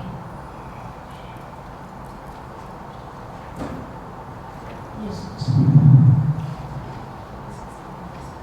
Thank you, gentlemen, for your testimony. I just want to address your association's recommendation that we impose a $100 fee on filing a complaint. I want to give opportunity to address that, because one of the things that we would do as a body making recommendations, and one of the things that any rulemaking body does when they're considering changing rules is they have to ask themselves who benefits from the rule change and who suffers detriment. I'd be interested from your point of view is if we're imposing a $100 fee on complainants, who's benefiting and who's suffering detriment? And have you considered the possibility that the $100 fee could chill the filing of legitimate complaints? Yes, I did. As I said, if the complainant was screened for financial eligibility, the fee could be waived. The imposition of the fee would serve everyone's interests. The imposition of the fee, I do not believe, would chill legitimate complaints. A legitimate, serious complaint against an attorney, I don't think will be chilled by a requirement that a fee of $100 be paid. This requirement of this fee, I believe, benefits everyone. I believe it benefits the attorney that is being charged with a serious matter. I think it kind of imposes some seriousness to the proceeding. And I think also I have heard that many complainants do not cooperate very well with the disciplinary committee when it comes to scheduling and rescheduling and meeting deadlines. So this, I think the imposition of the fee will, if you will, put some skin in the game for the complainant. And again, if it's someone that can't afford it, then we can address that. And if it involves escrow theft, this escrow theft must be dealt with strictly, and I believe there should be an exemption for complaints that involve escrow theft. Thank you very much for your testimony. Thank you. Our next witness is Robert Tembechian, the Administrative Counsel to the New York State Commission on Judicial Conduct. Thank you, Judge Cozier and members of the panel. I'll summarize the statement which I believe was distributed to you yesterday and certainly answer any apologies. I'm going to summarize the statement that I believe was submitted to you yesterday, and then I'll obviously answer whatever questions you might have. According to the American Bar Association, New York is the only state that has a multi-part attorney disciplinary system in the country. Similar to the way we disciplined judges prior to the advent of the Commission on Judicial Conduct in its present form back in 1978, where there were 5 different entities responsible for investigating judges. You've heard other speakers who have promoted the Commission as a model for you to consider recommending. It's the model on which the legislation for the Commission on Prosecutorial Misconduct is based. Let me just suggest that there are any number of ways in which the current multi-part system is disparate, not only in result, but in rule and in effect. In the first department, for example, a lawyer who is suspended for non-cooperation can be disbarred after 6 months without further proceedings. That's not so in any other department. In the first and second department, every time an attorney re-registers, he or she must certify to having read and abiding by the escrow rules, and those departments can conduct random audits of attorney finances. Third and fourth, not the case. The first and second appellate divisions have adopted separate rules for courtroom demeanor for attorneys, which the others have not. In the second, third, and fourth departments, one can be confidentially cautioned for misconduct that doesn't rise to the level of public discipline. In the first department, that is not the case. In the third, there is a very valuable letter of education, which the other departments do not have. We've heard from numerous speakers about the disparities in discipline that is imposed, not only for theft, but for others. Frankly, it is incomprehensible to me that an attorney who advertently steals funds of a client should not be disbarred. It should seem to me to be automatic. In the 35 years that the Commission on Judicial Conduct has been investigating judges for financial-related misconduct, there has never been an instance, or I should put it differently, any judge who has been found advertently purposefully to have misappropriated public funds has been removed or has resigned from office in a public fashion. It seems to me that underscoring and enhancing public confidence in the legal profession and the judiciary would require no less. The disparate system that we have in the various departments might very well have explanations and 4 different traditions that led to the disparities in the way the rules require the grievance committees to process complaints and the dispositions that are ultimately imposed. But while there may be explanations, there doesn't seem to me to be any discernible rationale for a 4-part system. But the solutions, I believe, are relatively simple, although they might require some political will. For example, you've got 8 different offices throughout the state handling disciplinary complaints against judges. I would not close a single one of them, but I would recommend imposing an overview, a statewide disciplinary council chosen by the administrative board of the courts, which appropriate to this task is made up of the 4 presiding justices of the appellate divisions and the chief judge, to provide some continuity, coordination, and similarity in the way the grievance entities do their jobs. I would recommend the administrative board to put together a task force to recommend one set of rules, procedural rules, taking the best from all 4 departments into a common set of rules, which makes it much more logical, both for attorneys and their defenders in disciplinary proceedings who practice across jurisdictions to know what the basic rules of the game are, and they're not different. It makes no sense to treat a complaint differently because the lawyer committed the misconduct in Manhattan as opposed to Brooklyn, or Westchester as opposed to Buffalo or Albany.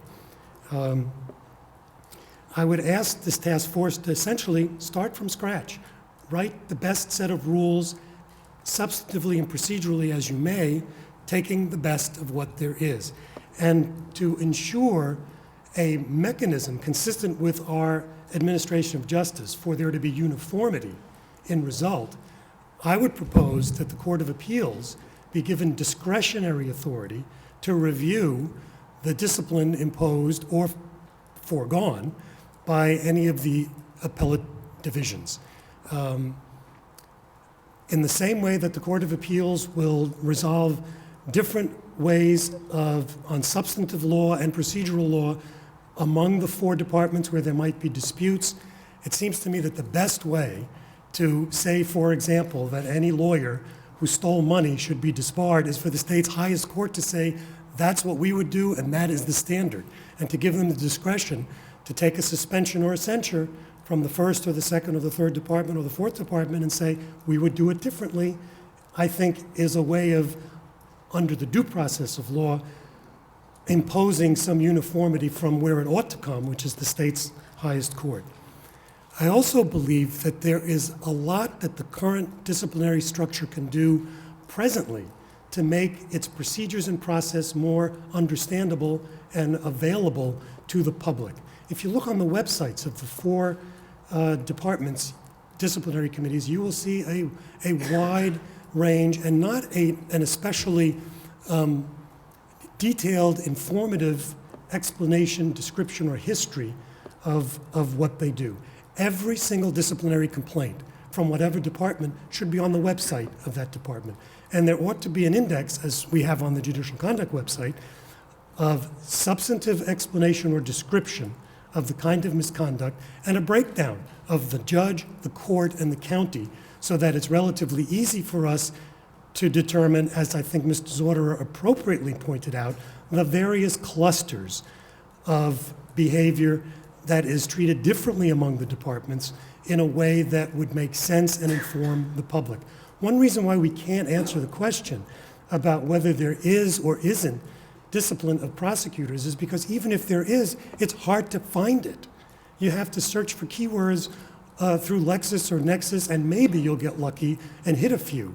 But it ought to be on the website of the disciplinary committees that are charged with making this information available and promoting to the public a greater understanding of how the process works. And to that effect, I would say there is a place for public disciplinary proceedings at a certain point. We have long recommended, and in New York it used to be the case until 1978, for the judiciary, as I would suggest, ought to be the case for attorneys.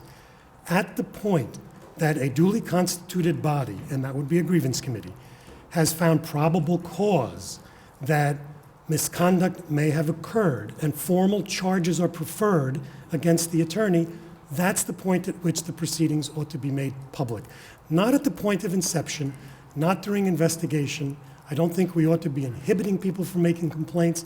I think making complaints public at the point of inception would be unfair to the lawyer who is not going to be disciplined, and the vast majority would not, as is the case with judicial discipline. We get 1,800 complaints a year. We investigate about 200 of those. About 20 judges at most are going to be publicly disciplined, and we might have 30 or 35 cautions. The same percentages are very likely true among the bar, but when a formal body of sophisticated attorneys has made a finding or a probable cause determination that there is misconduct, that ought to be public, because the license to practice law is not just a privilege, it's a public trust. And I believe that the public has a right to know when a grievance entity has decided beyond the investigative stage to formally institute charges. And I would say that there's a lot that could currently be done to expedite proceedings. For example, the judicial disciplinary system has an instrument called the agreed statement of facts, where the judge and I, as the person representing the commission in the equivalence of the prosecutor, may very well agree without a hearing that would take up time and great expense both to the state and to the respondent, that there is no dispute as to the facts, where in many of our cases the judge is acknowledging having engaged in misconduct and will stipulate to it, and the Commission on Judicial Conduct has the opportunity and the authority either to accept it or reject it in toto. If they reject it, it goes to a hearing before a referee.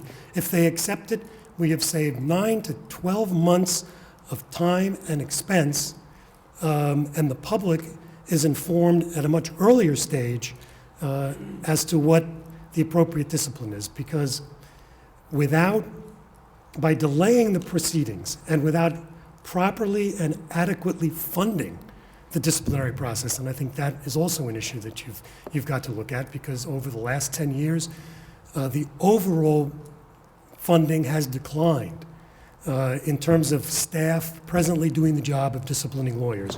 Mr. Devika, your time is just about up. Okay, I'm just going to wrap up with one thought in this regard. A process that takes too long is unfair to the public and to the lawyer. No lawyer, and no judge for that matter, should be under the anxiety, the stress, and the opprobrium of having charges hanging over them that are ultimately going to be dismissed. And the public should not have to wait an undue period of time for the lawyer or the judge who is engaged in misconduct to be appropriately punished for that behavior. So it seems to me that opening up the process at an appropriate point, using some of the tools that are available now to make the process more explainable and understandable and accessible to the public, and layering some of these other procedural changes through the administrative board of the courts is, in my view, compelling. Thank you. Yes, Professor Gillers. Thank you for that. Let me pose a question from the outfield that draws on your experience in professional discipline. It seems to me The outfield is usually where I feel I am, in the gathering of lawyers and judges. It seems to me that any disciplinary system has limited utility in protecting the public. First of all, it's after the fact. Correct. Right? It's not before the fact. So something bad's happened already. And even the best system is going to be imperfect. We should try to be as good as we can, but there's a limit to what a post hoc system can do. Now, what that suggests is that the best way for a prospective client to protect himself or herself is to choose the right lawyer at the outset. And the way people have traditionally done that, or should do that, as with other professionals, is through word of mouth, talking to friends and acquaintances about their experience with Lawyer Smith or Dr. Jones. Now, it seems to me in an internet age, exchanging that kind of information about lawyers should be much easier. And so, what I'm asking you is, do you see any way of creating the functional equivalent of a TripAdvisor for lawyers? You can look up the hotel, you can look up the restaurant, you can look up many businesses that provide services. If exchange of information among other consumers is really, in the end, the best way to protect yourself as a consumer of legal services, should not we make it easier for prospective clients to hear about the experience of others through an exchange of internet information? Well, that's the kind of recommendation I might make in a second career after I have retired from the practice of law. I do think there is some merit to it, but I'm not sure that that's the role of the state or the grievance committees to provide the Yelp-like review. I don't think there's anything that we could do to stop it. Frankly, Professor, having heard you make the suggestion, I'm surprised it hasn't happened already in the internet marketplace. There are certain things that I think that the grievance structure can do, and I've hoped to have outlined some of those. The most effective and simplest of which is to put every public discipline of an attorney that they have rendered on the website, so that people have access at least to those who have been adjudicated to have engaged in misconduct. I'm not sure to the degree that I would trust a system of Yelp-like ratings of attorneys, which can be skewed both positively by the attorney and his or her friends, or negatively by the one person out of 1,000 who might have had a bad experience with that particular attorney. I think it's worth study, and it's intriguing. I'm not prepared at this moment to recommend it, though. I know that your long-time professional work deals with judges, not lawyers who are non-judges, but let me draw on your experience and tangle with you a little bit on something here. Sure. Do you think, now let's not talk about for a moment the very obvious severe offenses such as taking escrow funds and stealing, those very serious offenses, but things that are the meat and potatoes of disciplinary committees like conflict of interest, right? A lawyer is disqualified in a case because acted in an arguable situation adverse to a client's interest. Now, there can be big regional differences and cultural differences, large firms versus small firms. The federal and state courts have different approaches to walling off lawyers, for example, where a lawyer represented a client and now comes to a firm which is adverse to that client. And those really are because of different outlooks and cultural differences. You know, the environment which a lawyer practices in Glens Falls, who misses a court date, maybe because her car broke down, you know, may be different than someone who practices in New York City in a large firm where there are resources to deal with it. So isn't there a value in keeping local knowledge a relevant factor, having 4 disciplinary committees who know the people, and I don't mean in an intimate way that would preclude them from judging a case, but know the culture, know the practice, when they hear the testimony, just as local juries are called upon to hear testimony knowing the community, maybe not friendly with the particular defendant. Isn't there a value in that we should respect? Well, I think that there is, and I think that whether it is a statewide application or a regional application, any entity of responsible people can make reasonable determinations as to what's appropriate and what's not, and what ought to be publicly or privately disciplined. I'll give you an example from my own experience. In a sparse county, single judge county, upstate, where within walking distance of the courthouse there may be 1 or 2 places to have lunch. It's not uncommon for us to get a complaint that might say the judge was eating with the jury in the local diner and shouldn't have. And on an investigation of the facts, we determined there's only one or two places you can go. And no, the judge wasn't sitting down with the jury, but they happened to be in the same restaurant at the same time. That's not going to result in discipline, because a reasonable application of the rules to those facts, and I would say that might be true in Brooklyn as it might be in Franklin County. Yeah, but a statewide body might not be in the same position to evaluate and understand that as an appellate division or 4 different bodies. Well, that's right, but I'm not proposing a statewide body. I'm proposing a statewide coordinated disciplinary committee system that would still put before its recommendations to the appellate divisions, and it's not an authority I would expect it to grant very often, or to exercise often, to have the Court of Appeals with the discretion to review what an appellate division has done in discipline, to determine whether or not they got it right or wrong. I'm not promoting at all supplanting the appellate divisions. I would think 99.9% of the decisions would still be rendered by the appellate divisions.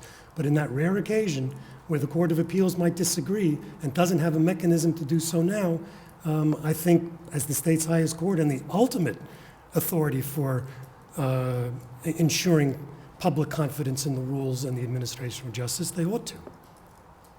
Justice Skelos. Hi, nice to see you again. Which I should say is only because you were a witness in one of my proceedings many years ago, in which the judge waived confidentiality, by the way, one of those very few. So, Mr. Temecki, before you mentioned the question of the letter of education, you cited to one of the departments, I forget which. The third. Okay. But in the second department, we had the letter of admonition. How is that different? I'm not familiar with the term letter of education. So how is the letter of admonition different from the letter of education? I believe an admonition is a discipline that can be, that the respondent has the ability to challenge, but it's a discipline as opposed to a confidential suggestion or recommendation, which is not disciplinary. We also have a letter of caution, which is in the hierarchy, right, which is below the letter of admonition. Right, which you do, but the first department does not. What I like about the letter of education is that its title essentially describes it. So if you get a letter of education, I think you know what you've gotten. You haven't been punished, but you have been advised on a way to amend your behavior to avoid problems in the future. Whatever we call them. We changed the title of the letter of caution to a letter of education. Well, the third department has a caution and a letter of education. And the point I'm trying to suggest is that there's no reason for there to be 4 different sets of nomenclature among the departments. Everybody should have a caution. Everybody should have an admonition. Everybody should have a letter of education, as well as the public disciplines. Mr. Morton. Thank you. I'd like to get back to something that my colleague, Mr. Zauderer, was talking about, and it's on the statewide system. And thank you for your testimony. You bring a unique perspective overseeing a body like you do. Just to be clear, you're not suggesting that we should recommend blowing up the existing system and creating a whole new commission on attorney conduct, for lack of it. I would agree. I think that the current system fundamentally is sound, but that it is so confusing and somewhat disparate in its various approaches that an overall uniformity in the way proceedings are brought and cases are investigated among the departments would make, I believe, a greater uniformity by the appellate divisions in rendering decisions more likely. Same set of rules, same set of substantive requirements, and uniformity in the way that they are prosecuted. Just to follow up, I think harmonization of the various appellate division rules is something that this commission is looking into very seriously. But you also suggested a discretionary review by the Court of Appeals. Right. That would essentially give the Court of Appeals a factual review power in the disciplinary context. Do you think that would require a constitutional amendment to accomplish that, or would that be merely statutory? Well, I'm not sure. I think any conferring of new jurisdiction on the Court of Appeals, I think would have to be constitutional. Whether we began by giving them essentially administrative review authority, which would be, similar to the way it might review decisions of an administrative agency or an Article 78, is possible. Likely a constitutional amendment if this is viewed as conferring new authority on the court.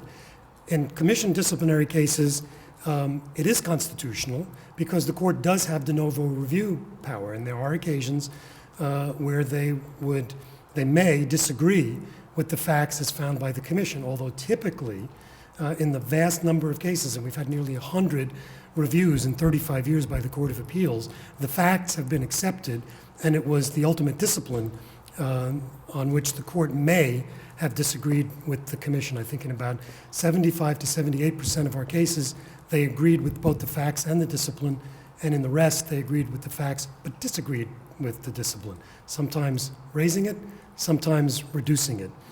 I wouldn't be afraid of recommending a constitutional amendment because I do think ultimately putting the Court of Appeals on top of the system where it belongs is the appropriate way to go. Again, I don't think they would exercise that authority very often, but where necessary, they should. Thank you very much, Mr. Devika. Nice to see you. Our next witness is Andrea, representing the Women's Bar Association of the State of New York.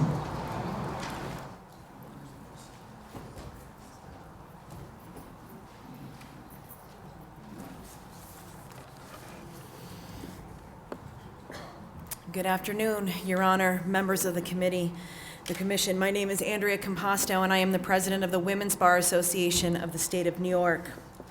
WBASNY is a statewide organization, statewide bar association comprised of over 4,300 members from 18 chapters throughout the state of New York. Today's testimony reflects the comments from WBASNY's members. We have reflected upon whether New York's departmental-based system leads to regional disparities in the implementation of discipline, if conversion to a statewide system is desirable, and how to achieve dispositions more quickly. Based on the feedback received from our members, WBASNY has certain concerns about the implementation of a statewide attorney disciplinary system. We have centered our comments to the areas of uniformity, efficiency, and transparency. Uniformity. Is the current appellate division-based disciplinary process inherently unfair due to the disparate sanction results between the departments?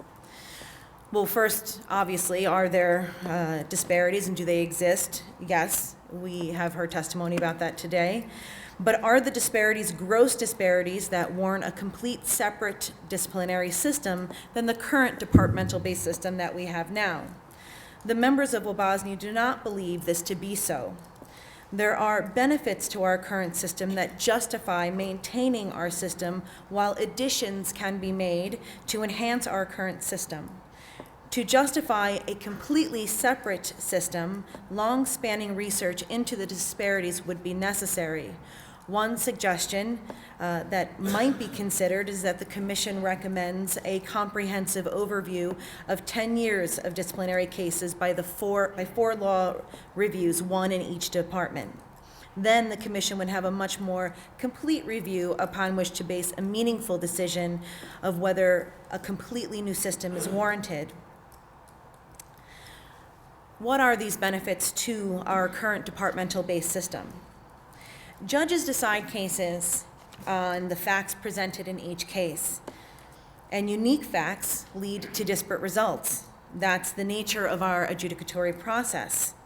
Disparities that exist are likely justified by regional differences in the practice of law. The practice of law here in Manhattan is different from the practice of law in Malone. Paralleling this, then, the current appellate division-based system in which the committees of local practitioners assess attorney conduct in the first instance is cognizant of the regional differences in the manner of practice. Of course, gross misconduct, intentional conversion of a client's fund, you've been hearing about that all morning today, should not be easily forgiven in one department and harshly prosecuted in another. But the current system appropriately takes into account the realities of local practice in assessing attorney conduct, thus finding a rational basis for the disparities. But what enhancements can we make to our current system? A suggestion that Wabasni members have provided is the implementation of uniform rules and procedures to help combat these differences that exist between the procedural and substantive rules of the various departments. Currently, some departments have types of private discipline that do exist in other departments. The first department has hearing panels that review the findings of a referee before the matter is presented to the court. No other department does this. Oral argument is permitted in the third and fourth departments, but not permitted downstate. If these differences in procedure were eliminated and uniform rules of procedure were implemented, fair and just outcomes would be achieved. The Commission could strongly recommend that the 4 departments harmonize their rules so that disciplinary rules and procedures are uniform statewide. This will enable the Commission to maintain the current departmental-based system that we have, yet create precedent throughout the state. It is the opinion of Wabasni that we need to see some blending of the current system with the creation of precedent for uniform rules and procedures throughout the 4 departments. Only then we will see our current system flourish and the disparities diminished. Moving on to efficiency, efforts can always be made in assessing ways in which attorney disciplinary matters could be resolved more expeditiously, and Wabasni has no objections to working towards a means to help resolve disciplinary proceedings in a more efficient manner. We have received feedback from some of the chapters of Wabasni who proposed the consideration for setting up a system of negotiated dispositions or plea bargains. Unlike other states, the rules in New York provide no means by which an attorney under investigation can admit to certain misconduct in exchange for an agreed-upon disposition, obviously enabling such an outcome would resolve some cases more expeditiously than the current full hearing in every case basis. It has been suggested that a speedy trial provision be enacted for attorney disciplinary cases. Wabasni has serious reservations regarding this idea. Attorney discipline is about protecting the public. The public and the aggrieved clients are not necessarily well served by a speedy trial provision that would potentially short-circuit an adjudication on the merits. The staff of the various grievance committees are tremendously overworked. Over 150 open files per staff attorney, and a speedy trial provision could result in more dismissals, but not more expeditious dispositions. So accordingly, any enactment of a speedy trial rule would have to be accompanied by increased funding or staffing for the grievance committee from the Office of Court Administration.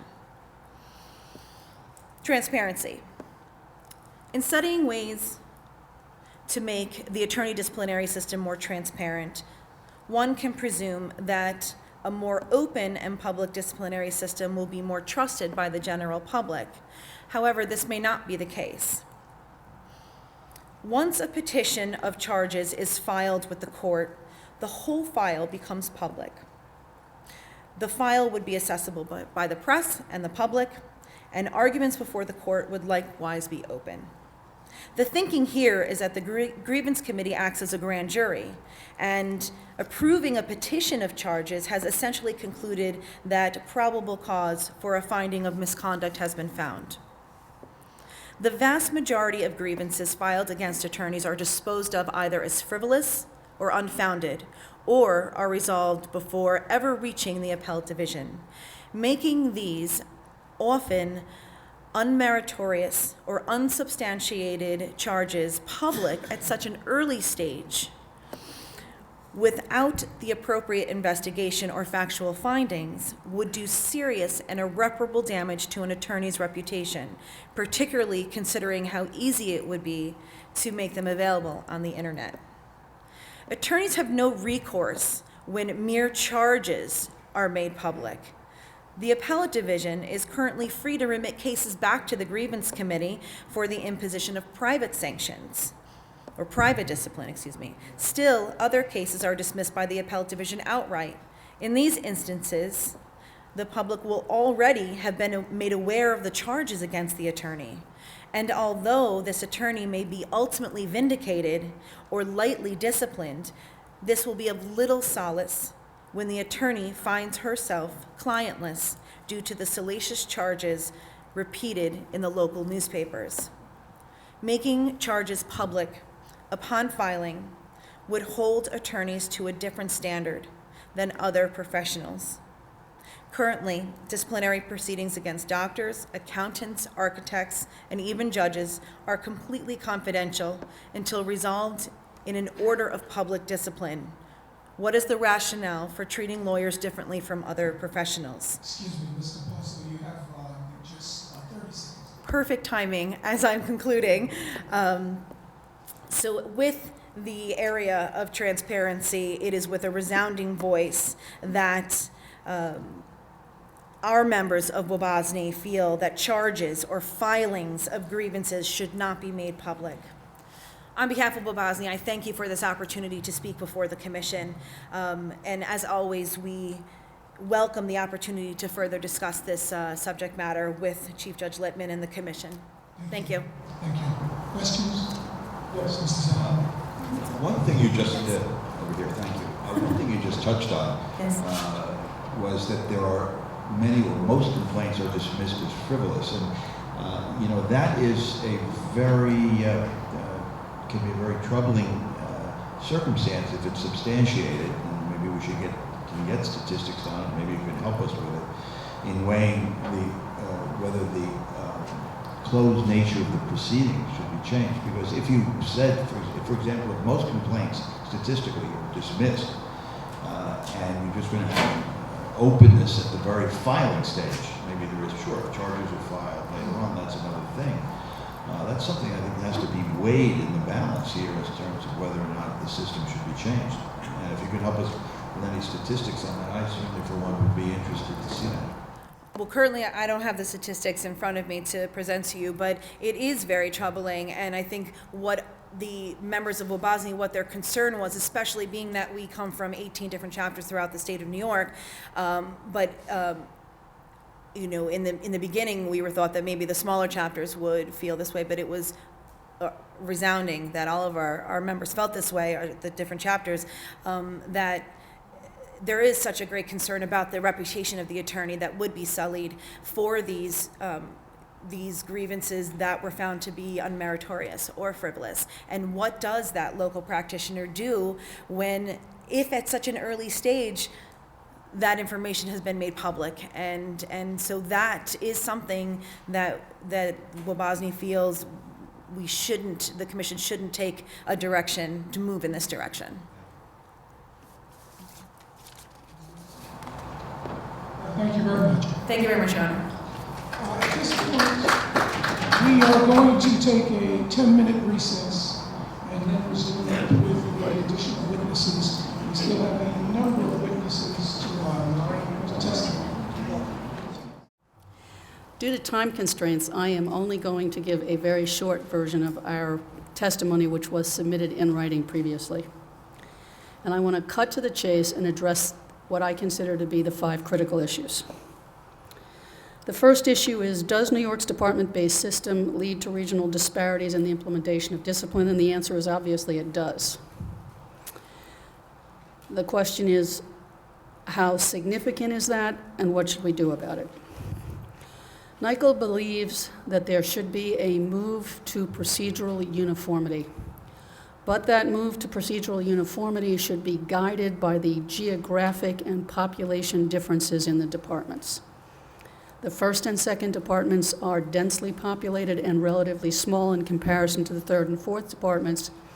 And we see some of the departmental differences as a result of these geographic and population differences. We have an extensive report on these issues on our website should you require any further detail.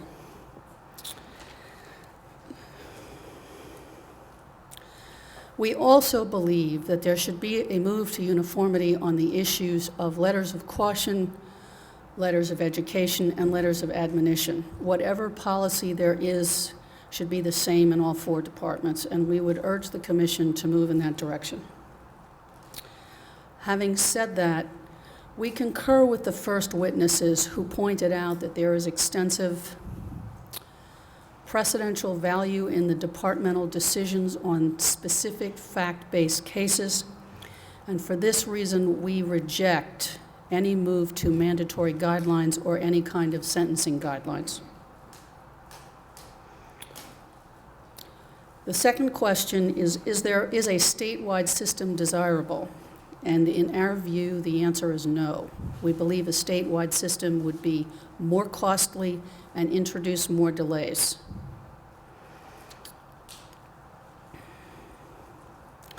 We also think a statewide system would undercut the precedential value of the existing fact-based decisions. And I cannot emphasize enough to you our view that these decisions are frequently very fact-based, and in that regard, I would echo Mrs. Scalise's testimony on that point. The third question that's on everyone's mind is how the disciplinary committees can achieve dispositions more quickly. Well, it seems to me that there are two simple answers. One is more resources, and the second is plea bargaining. Now, there has not been much discussion of that, but maybe there should be. In the first department, there are cases where the parties come quickly to the conclusion of what should happen, and then they go through a three-stage process to finally reach the decision that they've already figured out in advance. It is not something that's been discussed, but it is something that should be considered. The fourth issue is the question of public disclosure of the process. We oppose any disclosure prior to the imposition of formal discipline. Any other result would undercut the letters of education and caution that are issued in some of the departments. We also think on balance, balancing the public interest and the interest of the attorneys, that is the right balance, and it is currently the statutory balance. Finally, an issue that has not gotten enough attention, maybe because it doesn't really belong here, and that is the question of discovery for respondent attorneys. We support discovery for respondent attorneys. We have endorsed the 6 recommendations of the New York State Committee on Discipline. That concludes my oral statement. Thank you. Yes.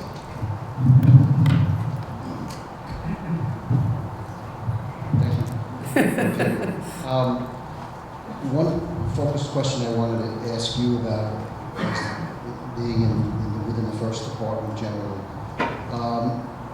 If we move towards a uniformity of process,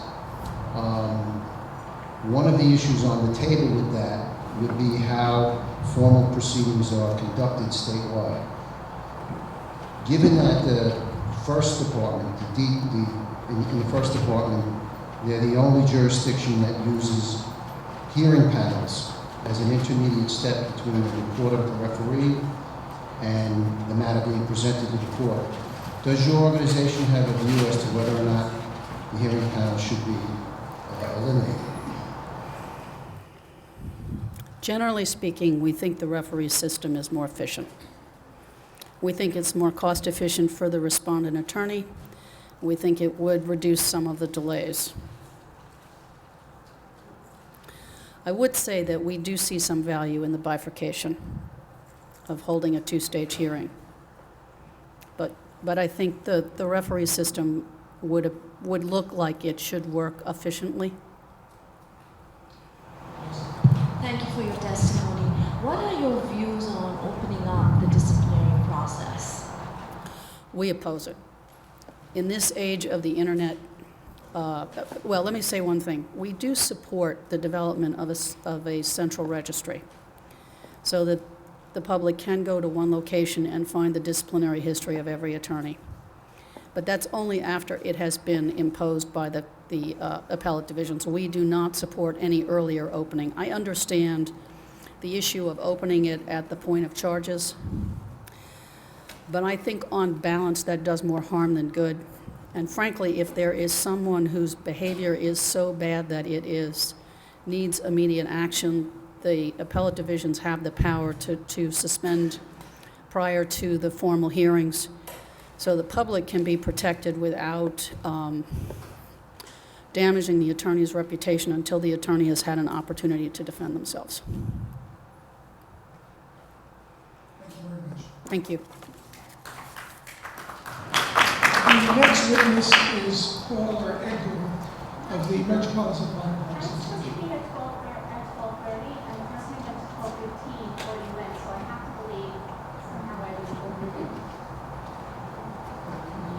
Sorry, your name is? Janice Shacker-Litz. There are several people ahead of you. And the witness who was scheduled, we're running behind schedule. But I'm on the list, Yes, you are. Sorry. Thank you. Is Paula Edgar here? We will move on then to J. Richard Supple Jr. from the New York City Bar Association.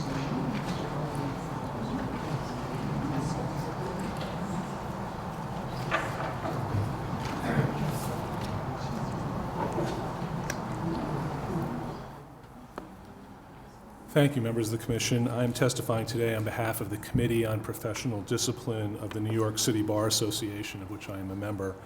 We are pleased that the Commission is undertaking a comprehensive review of New York's attorney discipline system. We urge it to focus particular attention on the following three areas where we believe improvement in the disciplinary system is needed most. Some of what I'm going to say is going to echo some of the other witnesses that you've heard earlier. First, attorney discipline procedural rules, we believe, should be uniform across the 4 departments in New York State. Only the first department has, at present, detailed rules governing procedure. The second, third, and fourth departments have few rules governing procedure. Moreover, the rules that do exist demonstrate substantially different practices.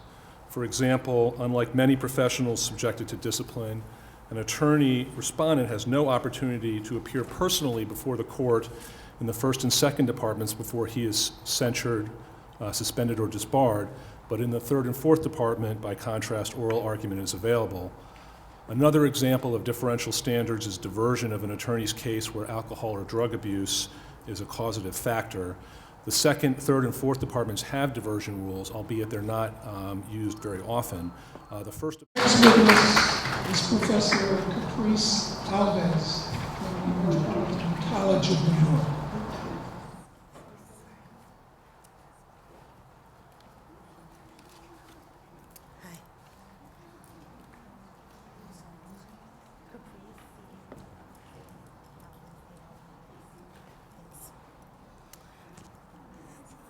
Hi, thank you. So,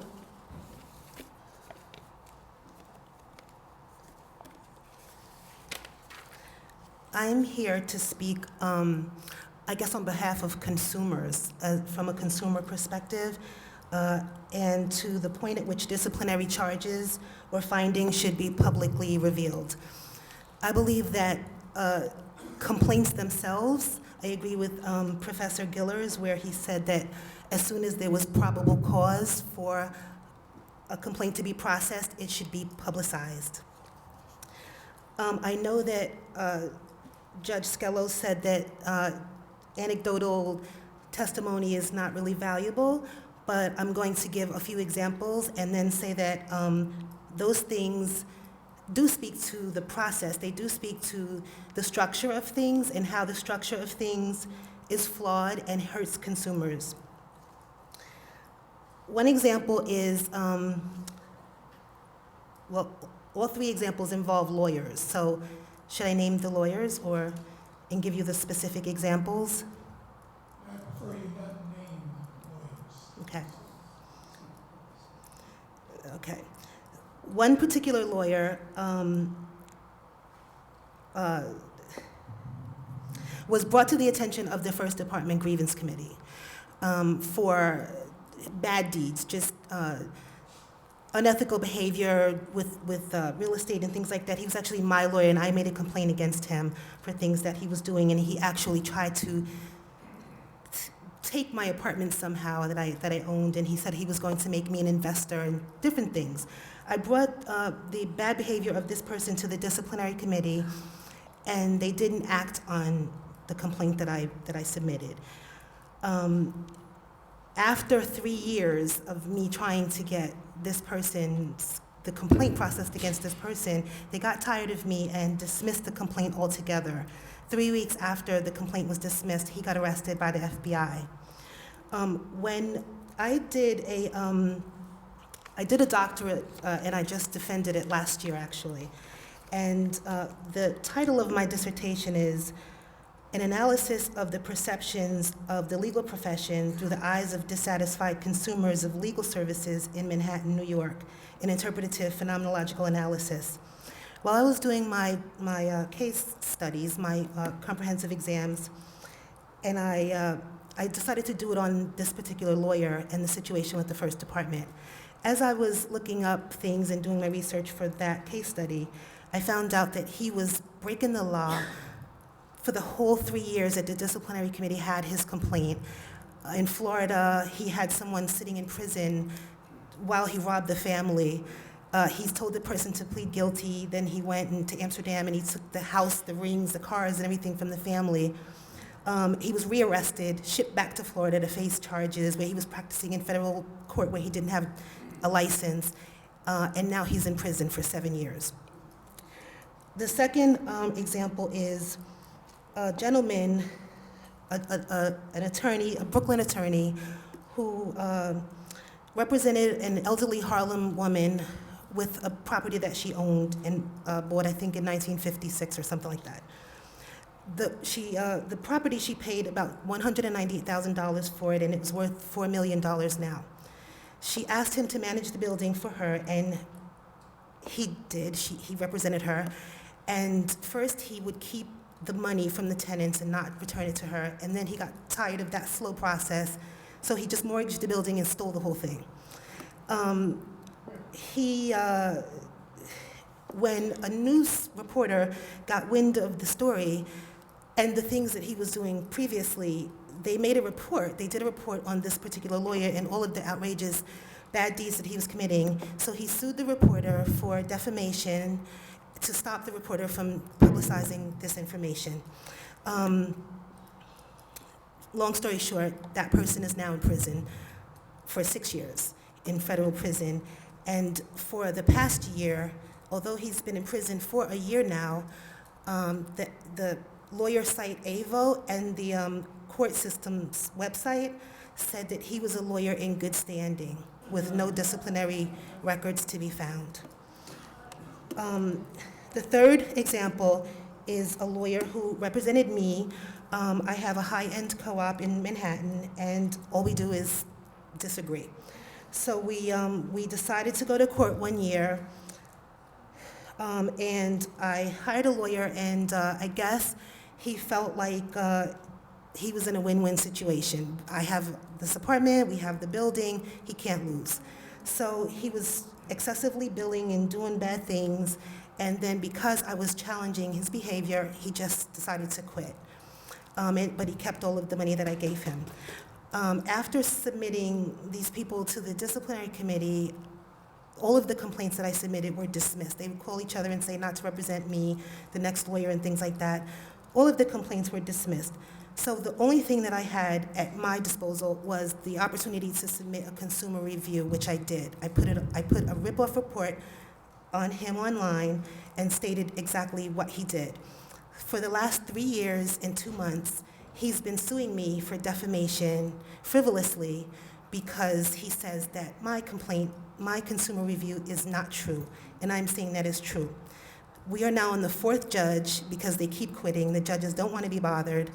And they've been doing improper things, causing one judge to quit on the record and say that they were sending him things improperly and all of these things. But either way, we're on the fourth judge, 3 years and 2 months later, no end in sight. I'm fighting back against him and his frivolous claims, which I don't think he expected. But this is what's happening. So, anecdotes aside, the first department receives 3,300 complaints a year.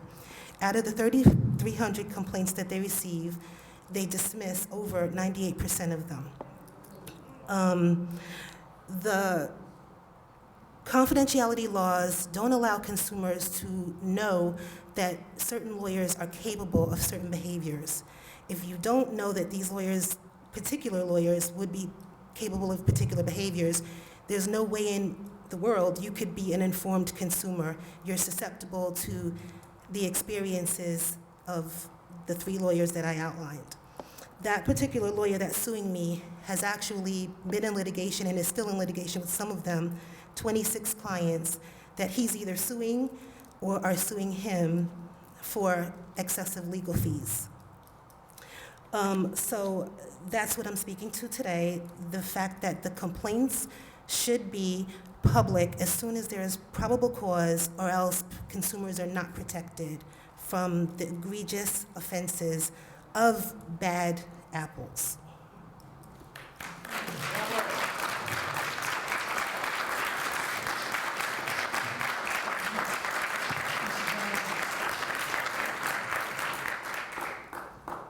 Ask the staff in the disciplinary committee for either an oral explanation or a written one, and did they give you either? Yes, sir, I did ask many times. Tell me what the response was, please. The response is always that they cannot talk to you and tell you certain things because of confidentiality laws. The written complaints were never any more than we did an investigation and we didn't find wrongdoing. And that's about it. In fact, I was told at one point that consumers are not entitled consumers don't have the right to the disciplinary committee, that the disciplinary committee is sort of a luxury or just I can't think of a word to use, just sort of a luxury that's in place, but it's not that consumers are entitled to it. Therefore, they don't give out their email addresses and give you complete access to the disciplinary committee people. Thank you.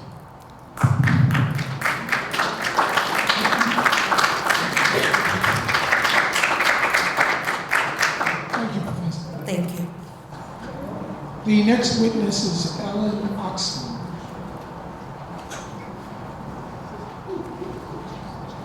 I'm sorry, excuse me. Janet Lewis.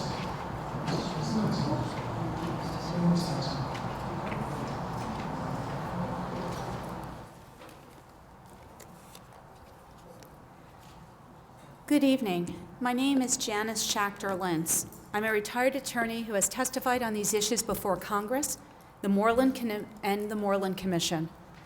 Attorney discipline should be consolidated. Geographic disparity should be eliminated. There needs to be uniformity across the state. Out-of-state attorneys shouldn't be able to enter our jurisdiction without being subject to state rules. We don't need more rules. We need the rules we have enforced.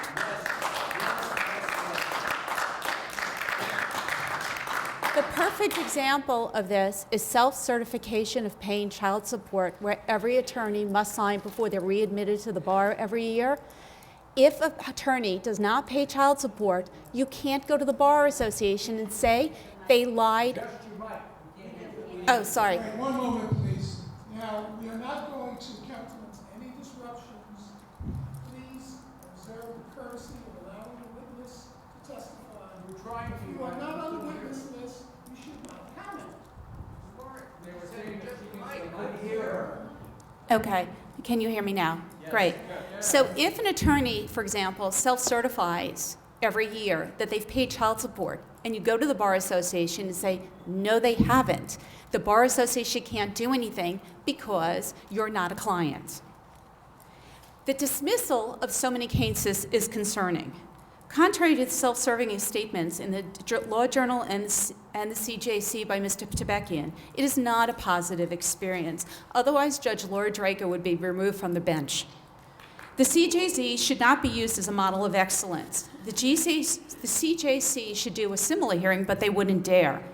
The matrimonial part has become pay to play, and it is a money-making operation for key individuals.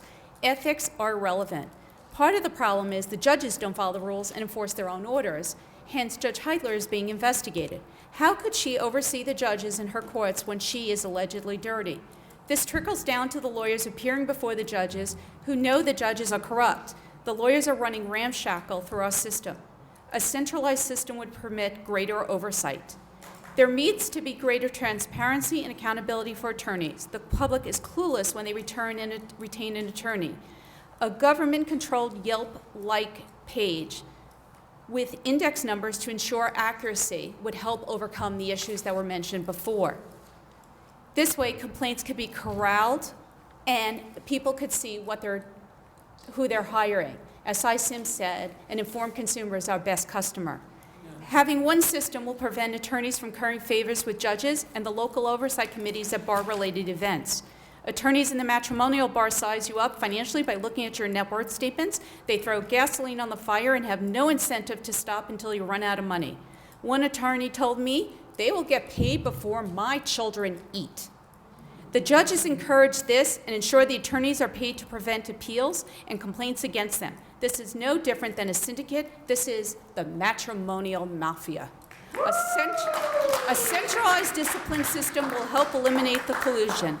Attorneys' interest rates need to shift with the market and/or be eliminated. Attorneys are making more money from interest than from fees. Why make a motion to get paid when you can make more money from interest? My attorney said it was the best investment he ever made. He made more money from interest than he did from the case. The billing practice need to be codified with strict censure if an attorney fails to bill. My attorney failed to bill me for a year and a half. There was nothing I could do. If I filed a complaint, he would quit. Since I was the unmoneyed spouse, I'd be truly unrepresented, but I already was. Attorneys are no longer receiving bags of money, but receive career-enhancing favors, including, but not limited, contributing quotes to books, as my ex-husband's attorney did, receiving speaking engagements and/or free passes to conferences. This income should be disclosed each year on a state-controlled form, including provided the benefits similar to how politicians are supposed to report such benefits. Patterns of currying favor need to be disclosed and posted online for all to see. In my opinion, and upon information and belief, attorneys use their books to curry favors with key people who participate in the legal process, including but not limited to law guardians who contributed to my ex-husband's attorney's book at around the time she represented my children and he represented my husband, who was awarded most decision-making, and no one disclosed. Judges' law clerks should be required to garden. They should not be permitted to work for a firm that appears before the judge where they previously worked for a year. Again, my husband's attorney hired the law clerk from our judge while we were still before the judge. It's concerning how he received all parenting decision-making. The state needs a more centralized oversight for the law guardians, and the assignments should be randomly assigned similar to judge assignments. A law guardian's entire casework should flow from the random assignment to prevent case referrals by parties. Again, my ex-husband told me he frequently referred cases to her. The role of the law guardian must be clearly defined and informed, and grievances are unable to be reported unless the party paying pays their bill. But this may be the person in the case who's being accused of abuse. My daughter wrote an article and had filed her own appeal against her law guardian at age 17. Her article appeared in the HuffPost. Not all kids are capable of doing that. The law guardians are terrorizing their young clients. They bill with abandon, fail to act like in their client's best interest. Lack of oversight permits them to curry favors with the judges, including issuing reports the judges desire, so they are reappointed. Some of them hang around the hallways, and I can tell you who, looking for cases like ambulance chasers. Lawyers should be required to sign a statement disclosing all conflicts of interest. Failure to disclose should mean censure. A lawyer with a second violation should lose their license. Lawyers are colluding, and this is no different than a RICO violation. There were multiple lawyers in my cases who had worked on multiple cases together, including the infamous soft split case. Attorneys should not be required to make motions for fees when a party is the non-moneyed spouse. It consumes their fee awards. My attorney refused to make a motion for fees. I had no ability to force her to make a motion. Criminal charges, it is also ridiculous that criminal charges need to be filed for the Bar Association to reprimand an attorney who enters a client's home without their permission.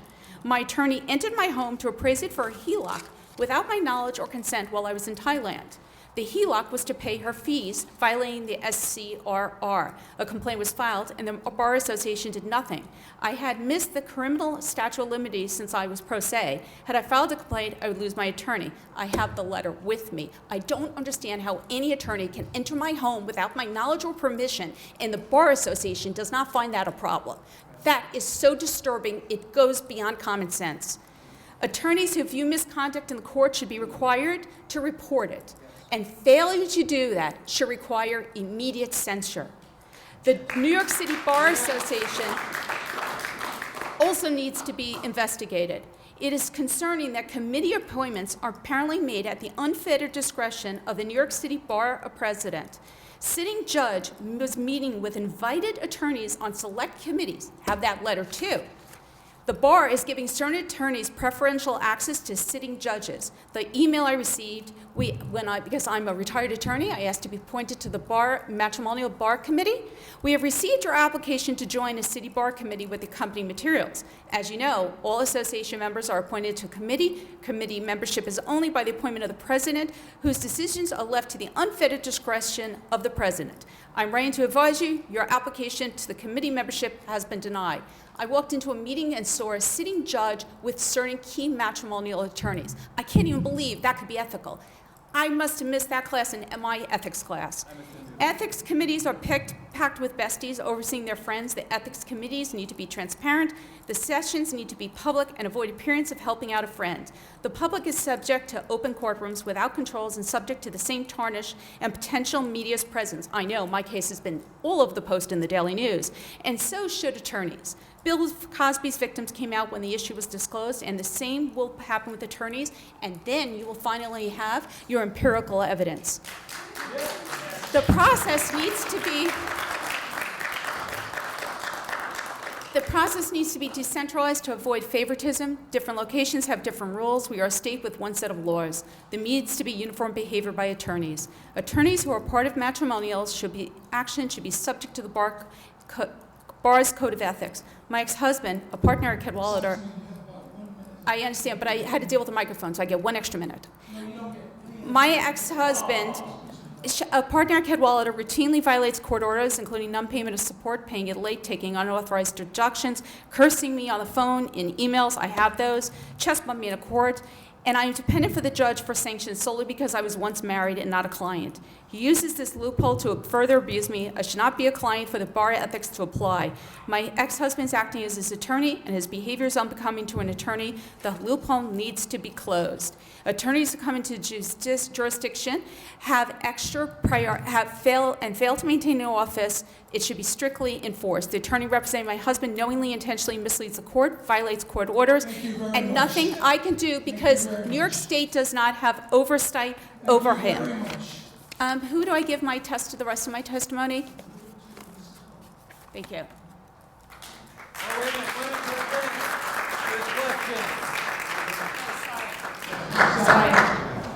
Sorry about that. Good afternoon. Hi. Just wondering, what you've submitted for the public record here, mostly complaining about a particular judge, it's in the record. No, it's not just about that is not just about a particular judge. There is about a judge, but I know you don't have oversight over a judge. Okay, let me just finish my question. Sorry. Please, thank you very much. There's a complaint a lot about this judge, Judge Greger. You say in your submission, among other things, quote, she placed me in handcuffs 3 times and told me I was going to Rikers for 20 days. Did that get carried out? And did you file, by any chance, a complaint with the Judicial Conduct Commission? If so, was it addressed? It was not addressed. Did you file it? Oh, most certainly. And I took photographs. I had bruises all over my hands. I had a huge bruise on my neck from crying so hard because I was so beyond terrified. You cannot even fathom. And no, I was not sent to. She uses as a terrorizing technique. I've been placed in handcuffs 3 times. I don't even have a jaywalking ticket. I think in total in my life I've gotten 2 parking tickets. It is unfathomable to me. And the reason I was placed on handcuffs is because she was creating a record where she was lying, and I prevented her from doing that so I could appeal. Yeah, I think you've answered my question. Thank you very much. Thank you. Any other questions? Oh, come on. Somebody ask him. I would like to know, have the same questions directed to me as a former attorney as you have had to the other people, because otherwise it's giving the impression that our opinions don't really count or matter. Yes, yes.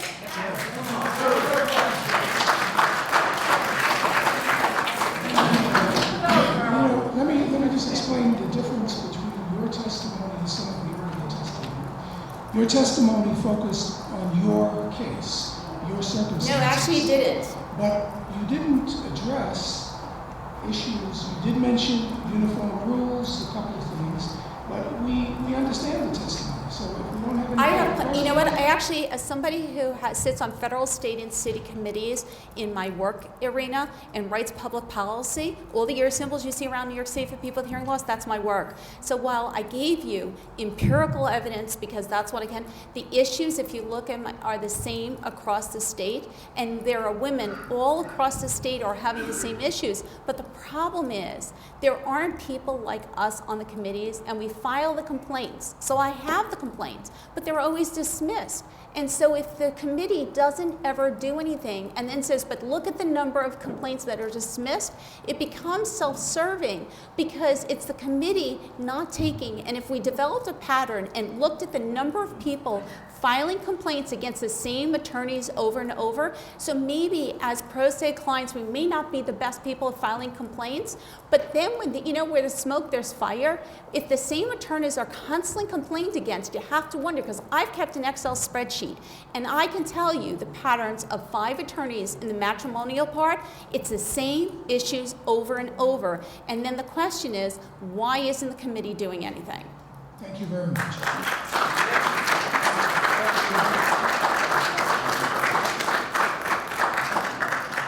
Never dictated would do a better job. The next witness is Ellen Oxman. You must look in the mirror. Sir, I'm going to ask you to refrain, or else you want to step out. I'm giving you this because I believe you asked for some statistics, and I actually don't. Can you give it to Mr. Carr in the back of the room? He distributes things for us. He's our liaison. Thank you very much. Yes, thank you very much. My name is Ellen Oxman. Ladies and gentlemen, kindly allow me to read the pivotal sentence from both this Commission's March 30th, 2015 press release and its official mission statement. Among the issues to be studied by the Commission on statewide attorney discipline are whether New York's departmental-based system leads to regional disparities in the implementation of discipline, if conversion to a statewide system is desirable, and how to achieve dispositions more quickly in an effort to provide much-needed closure to both clients and attorneys. Ladies and gentlemen, this is an elephant in the room today, and that elephant is this. You can make the rules uniform across the state, you can dispose of complaints quicker, you can tweak the rules all you want, but if the rules are not followed, it won't solve the problem.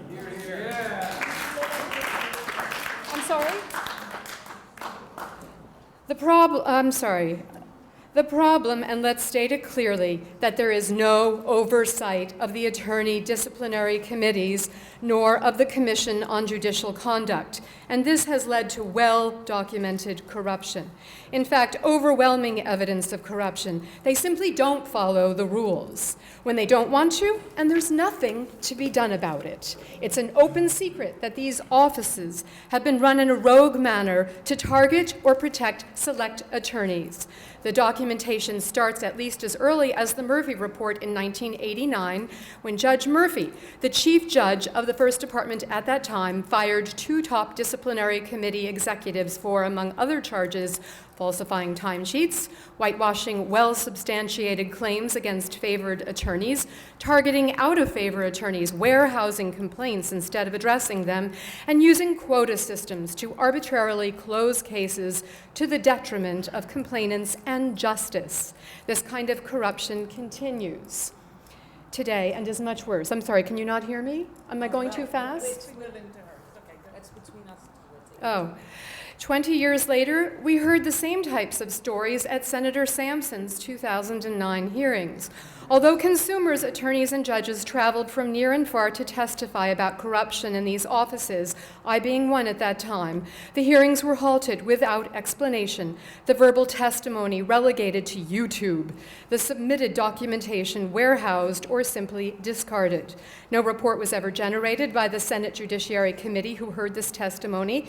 The Judiciary Committee's 2009 annual report makes no mention of the hearings having even taken place. Dead silence in response to overwhelming evidence of corruption. These two offices, the Attorney Disciplinary Committees, the subject of today's hearing, and its counterpart, the Committee on Judicial Conduct, are quietly the two most powerful offices in the entire court system. If they are honest and function correctly, they are powerful guiding forces to keep the court system fair, above board, and respected by the public.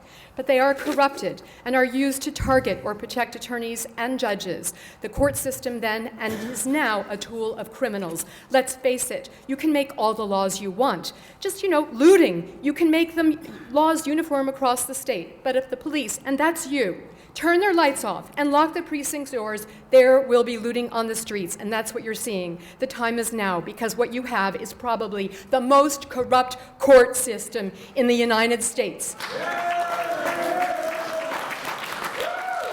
With the most corrupt attorneys in the history of this country who go gleefully unpunished and are fully protected by those who are charged with exposing them.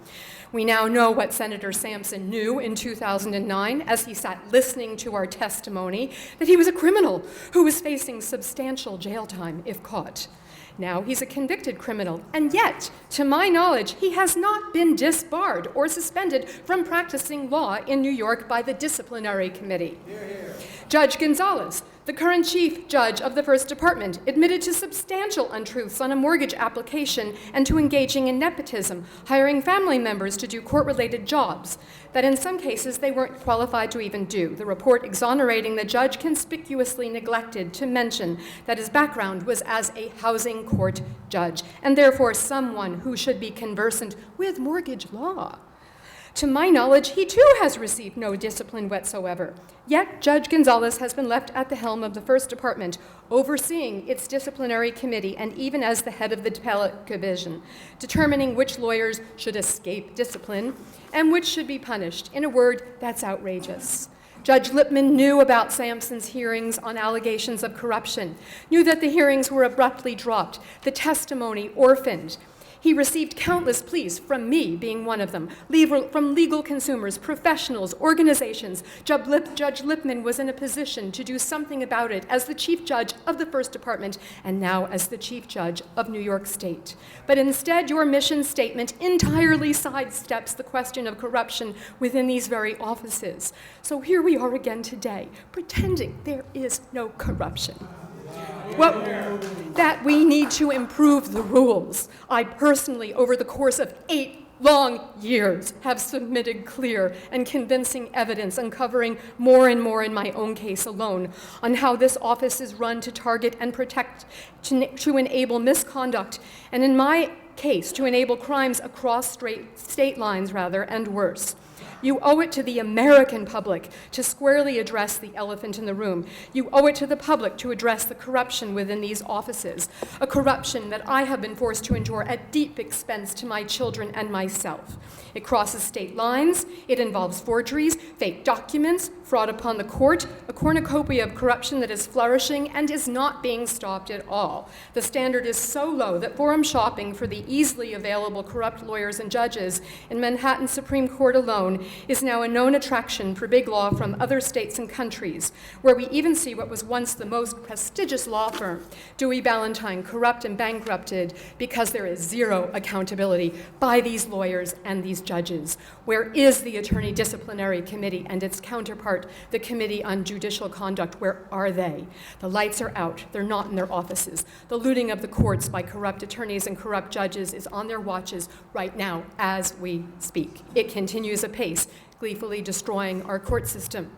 Right now, that is your terrible legacy, and instead of addressing it, we don't want it mocked any longer in the public realm. In my response to the discipline, I'll just state then that I'm a victim of domestic violence. I have many documents going back to '07 about the lawyers in my case who were never let out of my case, Herman Sloan, Robarge, and Sullivan. They were never let out of my case. I'm a musician. I am not a lawyer. I have no idea that a lawyer has to make a motion to be let out of the case. They are still the attorney of records in my litigation. My husband is a famous lawyer. His brothers went to law school with Bill and Hillary Clinton. These are people who are powerful, who understand the system, and they're connected. I'm not. When my husband threw me against the wall in my building, Chris Wasserstein, who was Bruce Wasserstein and Wendy Wasserstein's relative, wrote an affidavit on behalf of getting me a temporary order of protection, which Judge Evans turned down. I had to go to family court to find out I was divorced in front of Robert Stoltz because the NYPD sent me to family court to get an order of protection for myself. At that family court hearing, I found out I was divorced. What country am I in?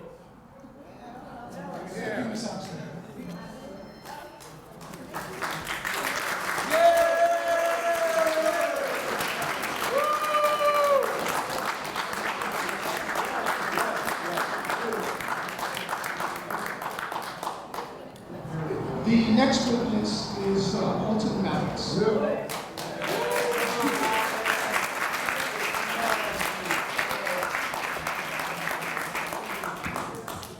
Thank you very much.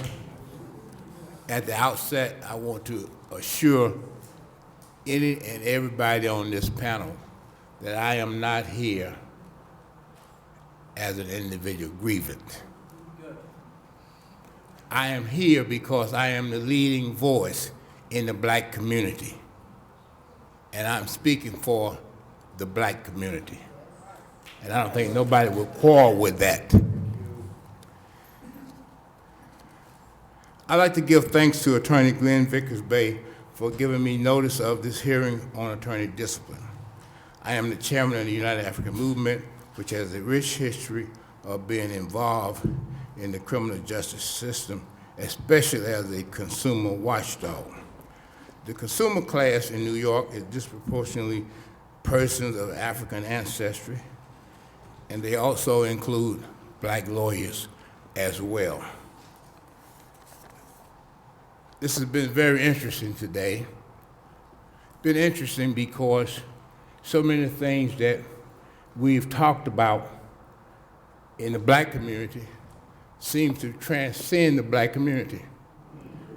It seems as though there are people throughout this state who are adversely affected, despite their backgrounds or their color or class. I invite this panel to engage in a give and take with me. I don't want anybody to back down. But while you are thinking about whether you should or not, I'd like to point out some things that were mentioned earlier in this hearing. One is that there's a concern about prosecutors. And my comment is that I'm the only lawyer in this nation, the only lawyer in this nation who has ever obtained 2 special prosecutors, one in Howard Beach and the other one in Tawana Brawley. Secondly, while we are contemplating whether I should be quizzed or not, I will bring out some matters on secrecy. I am the only lawyer ever in the history of New York who demanded and obtained a full public hearing on disciplined lawyers, ever in the history of this state.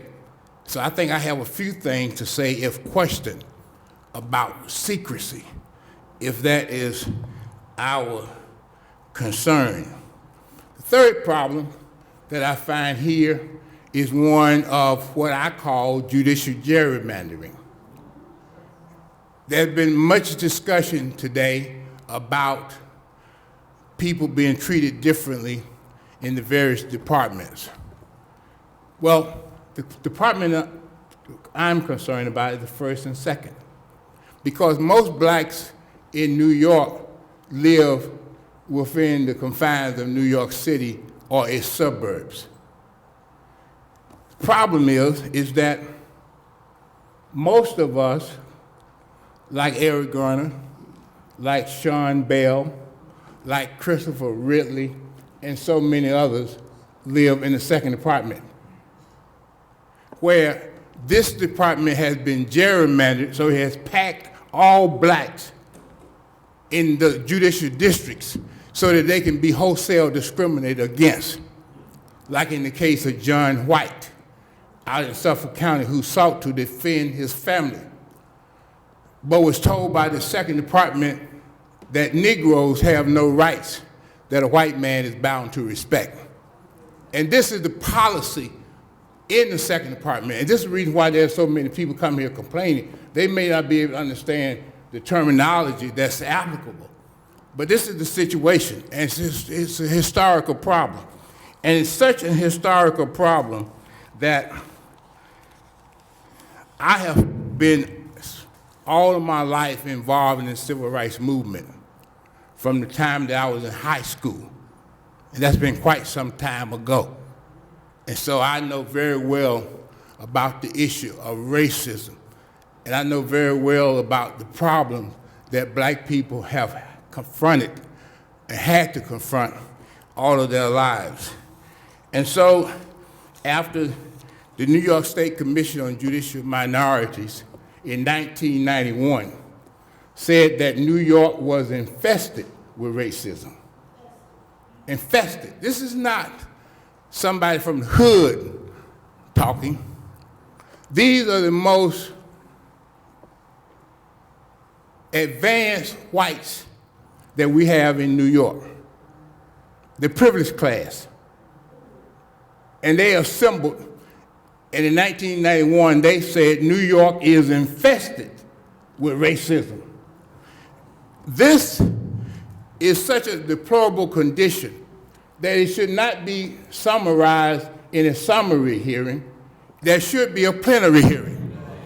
The mere fact that we are here in a summary hearing, giving people only 10 minutes to testify and then have no question asked, is in itself a miscarriage of justice.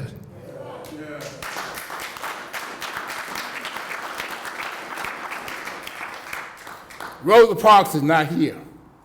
Dr. Martin Luther King Jr. is not here. But if they were here, they would do what I am calling for now, and as I have called for in the New York Amsterdam News this week. Blacks must boycott New York courts now. It makes no sense for another black defendant to go into a racist courtroom and expect justice. That makes no sense at all. It has come to an end. I'm not here to ask you or beg you or plead with you, because I never believe in plea bargaining. Clients came to my office, I said 3 things to black people. 1, I'm never going to ask you what happened because you don't understand the language. I'm not going to ever ask you to take the witness stand because you may get tripped up. And I'm never going to ask you to plead guilty because I don't know what that is. The only thing I know to do in a courtroom is to knock the door down and whip some butt. That's the only thing I do know, and that's the only thing I will ever know. And there's a reason why nobody will ever let me back in a courtroom again, because they don't want any more butt whippings.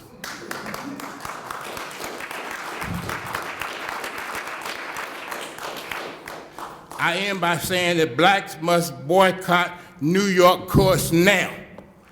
I also, and that's in the New York Amsterdam News this week, I also say that judicial gerrymandering, apartheid justice. And that's what we're talking about here. Judicial gerrymandering and apartheid justice. And it doesn't only relate to black people, it relates then obviously to everybody.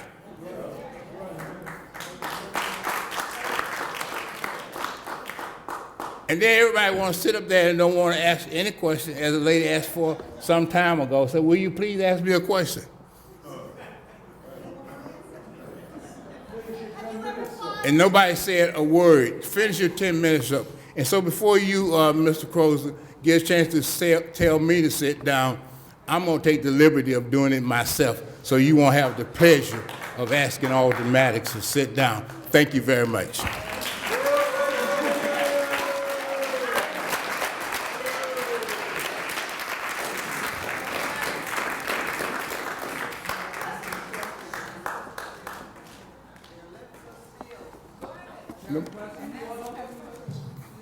Nobody has any questions to ask. Thank you for your testimony. You're welcome.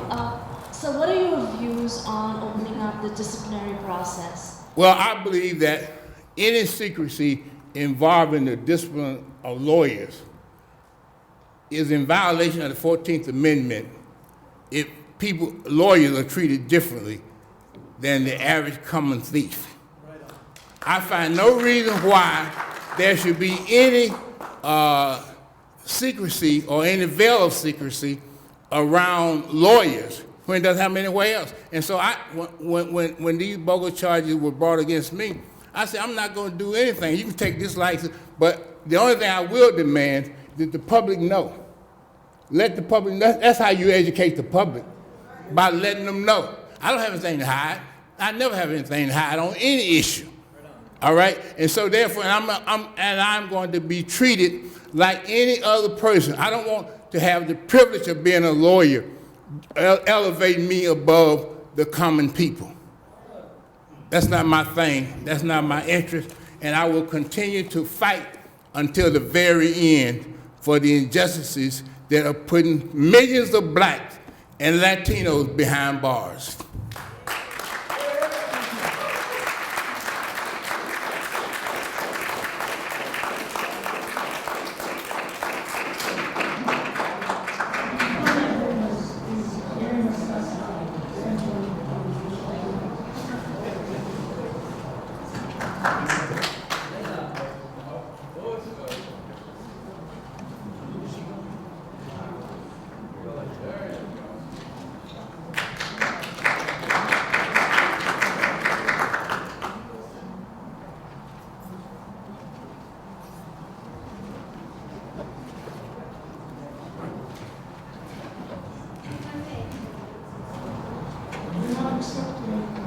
Accepting submissions here, Ms. Sassower. No. You made a submission to us. Statistics and other information that will make testimony.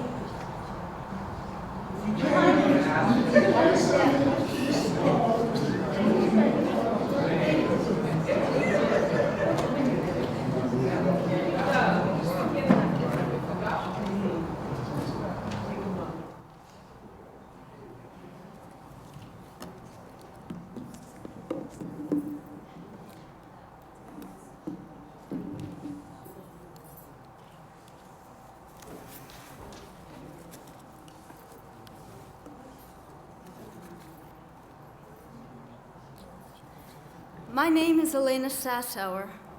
I am director and co-founder of the Center for Judicial Accountability, Inc., a nonpartisan, nonprofit citizens organization that for more than a quarter of a century has documented the corruption of judicial selection, judicial discipline, and the judicial process itself. This includes the judiciary's corruption of the system of attorney discipline, all aspects of which it controls and which it uses to protect and insulate from accountability politically connected attorneys and to retaliate against judicial whistleblowing ones. I am also privileged to be the daughter of two such judicial whistleblowing attorneys. My father, George Sassower, was disbarred by a February 23, 1987 order of the Appellate Division, 2nd Department, for violating court orders requiring him to acquiesce to the court's cover-up of lawyer larceny of assets of an involuntarily dissolved corporation, assets which have yet to be accounted for by the court nearly 30 years later. My mother, Doris L. Sassauer, was indefinitely suspended by a June 14, 1991 so-called interim order of the Appellate Division, 2nd Department, without reasons, without findings, unsupported by a petition or by any hearing, as to which to date, nearly 25 years later, there have been no findings, no hearing, no appellate review. New York's court-controlled system of attorney discipline, as it currently exists, is 35 years old, and it has survived because no one in a position of power or influence has confronted the proof of its dysfunction, corruption, and politicization. It is because I knew and understand that the attorney disciplinary system cannot survive an evidentiary presentation that I contacted the Office of Court Administration to find out whether hearings would be held, public hearings, because this commission, the Commission on Statewide Attorney Discipline, was, until the 3rd week of June, inaccessible.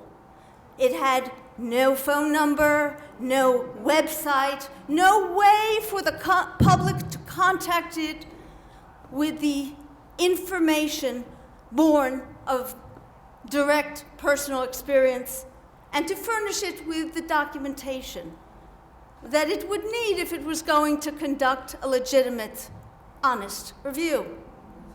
And it is to the credit of now Chair Cozier, and prior thereto, Chair Prudenti, that in response to my inquiries on the subject, that they threw up a website and announced these public hearings.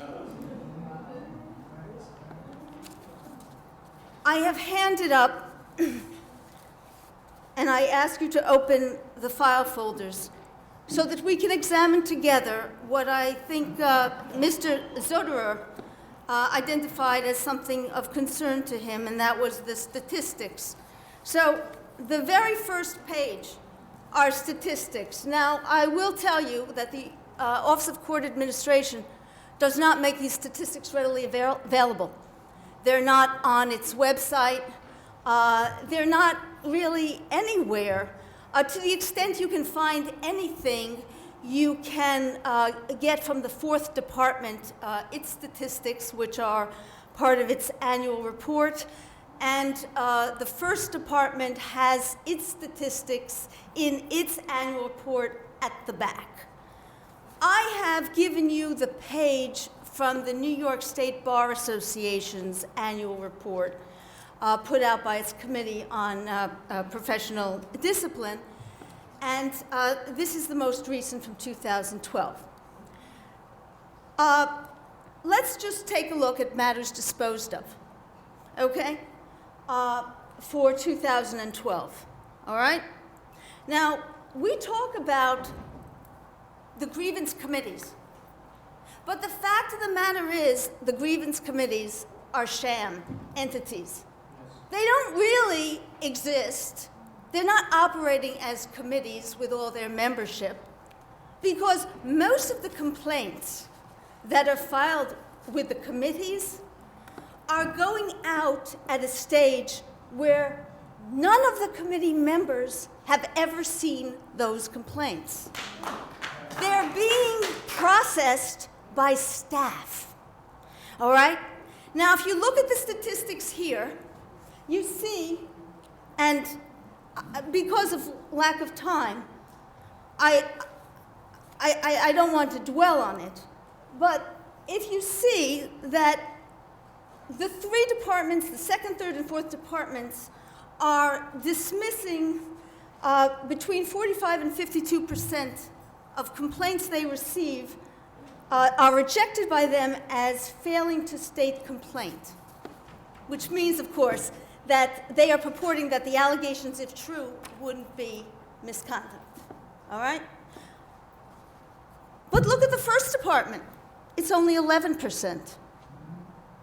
That's too great a range. There's something wrong. How do you account for that difference? Now look at the next category, dismissed or withdrawn. First of all, that category makes no sense, correct? Because a complaint that's dismissed is very different from a complaint that's withdrawn. They should be in separate categories, but they're bunched together, okay? But if you add up those two categories, and what you see in the first department is that it makes up for the statistical difference by dismissing 63% of complaints. It doesn't identify the reason, but they're being dismissed, okay? Plus the 11. The cumulative statistic is that between 74% in the 74% in the first department, 63% in the second department, 69% in the third department, 75% in the fourth department are being dismissed at the outset. And the truth of it is that those dismissals are not being made by the committee. You can talk about the presence of non-lawyers on the committee. No non-lawyer, and actually it would appear that with the exception of possibly the first department, all these dismissals at the outset are not seen by a single committee member, lawyer or lay. In the first department, these dismissals possibly, and it's not clear from a reading of the rules, are with the acquiescence of a single lawyer member, okay? So the lion's share of complaints, and how many are we talking about? Well, we're talking about matters disposed of, well, you have thousands and thousands. Matters disposed of, here it's 11,661 complaints. Okay. Now, what can we tell from statistics? Well, the statistics are very limited because the question is, are those dismissals appropriate? Are they correct? And to make that evaluation, you need to see the complaints. You need to see the complaints, and you need to compare them with the dismissal letters. What do the dismissal letters say about the complaints? And is it consistent? Well, you have about 1 minute remaining. Oh, dear. Okay. All right, so let me very quickly tell you. In 1989, the state controller tried to do an audit of the Commission on Judicial Conduct, which wouldn't allow the controller access to its files. The controller knew that without access to the complaints, the record of complaints, and the dismissals, he could make no assessment as to the legitimacy of the dismissals of complaints. And the commission wouldn't give access. And so he wrote a report called Not Accountable to the Public. You have no auditing in all these years. There's never been an independent auditing of the complaints filed with the grievance committees. You're not in a position to do an independent audit, but I will, since my time is up, I will, I'm sorry. Okay, I want to just leave with all those who have testified should be providing you with their complaints. I have brought here a sample, an illustrative sample of, let's see, 5 here, 5. Those can all be given to Okay, this. and I have additionally, excuse me, I have additionally, I want to say that the important law review of Professor Gillers which really gave rise to this commission. As powerful as it is, it's flawed. Why? Because it never goes beneath the surface of the judicial decisions. And the judicial decisions, over and again, like the dismissals of complaints that are not really by the grievance committee but by staff, are frauds. And you can discern them by examining the case files. Here, thank you, Mrs. Here is the case file. And the unconstitutionality of New York's attorney disciplinary law. You may be sure. Thank you very much. Well, I just want to say in conclusion, because Mr. Zauderer asked another important question at the Albany hearing. Your time is up, Mrs. And I was not. Would you repeat the question to me that you asked the president of the State Bar? I don't know what you're referring to. May I remind you? Thank you, sir. He He asked me to remind him. He asked me to remind him. Thank you. Like Professor Gillers. Okay. Please. Mr. Zauderer asked the president of the State Mrs. Bar, Allen, who your spoke time up. is up. No, he asked me to respond to the question that he asked the president of the State Bar in Albany at the first hearing. Because the president of the State Bar had testified about introducing discovery into attorney disciplinary proceedings. And the State Bar has issued a report. Mr. Zauderer, because discovery is such a fundamental thing, it's a matter of due process, confrontation rights. And Mr. Zauderer asked the intelligent question, what is the opposition? What could be the opposition to discovery? And believe it or not, the president of the State Bar fumbled and was not really able to answer that question. And I tried at the end, I said, I have the answer. And so now I'll give you the answer. Briefly. The answer is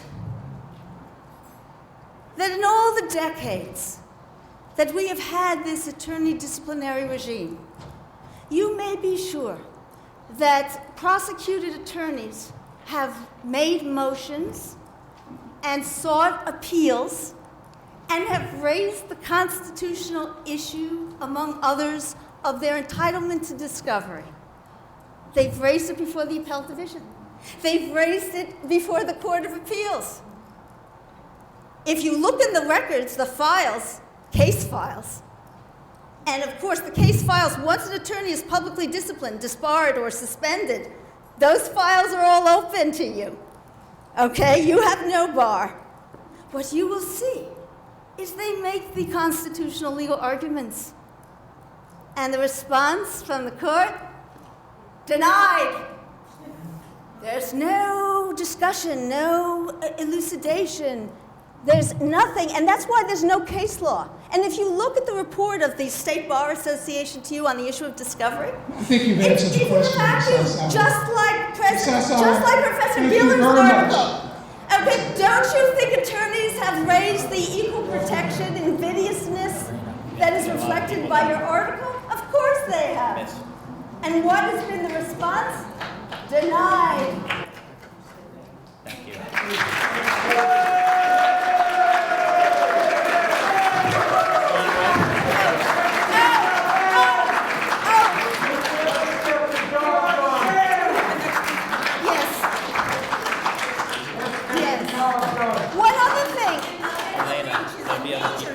One other thing, the judiciary has consistently not requested funding for the attorney disciplinary system.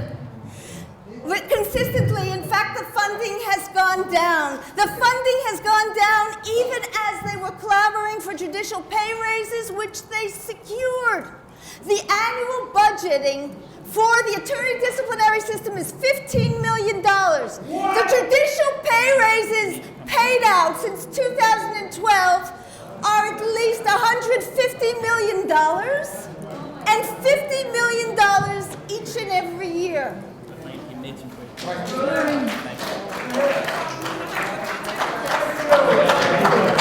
The testimony for today's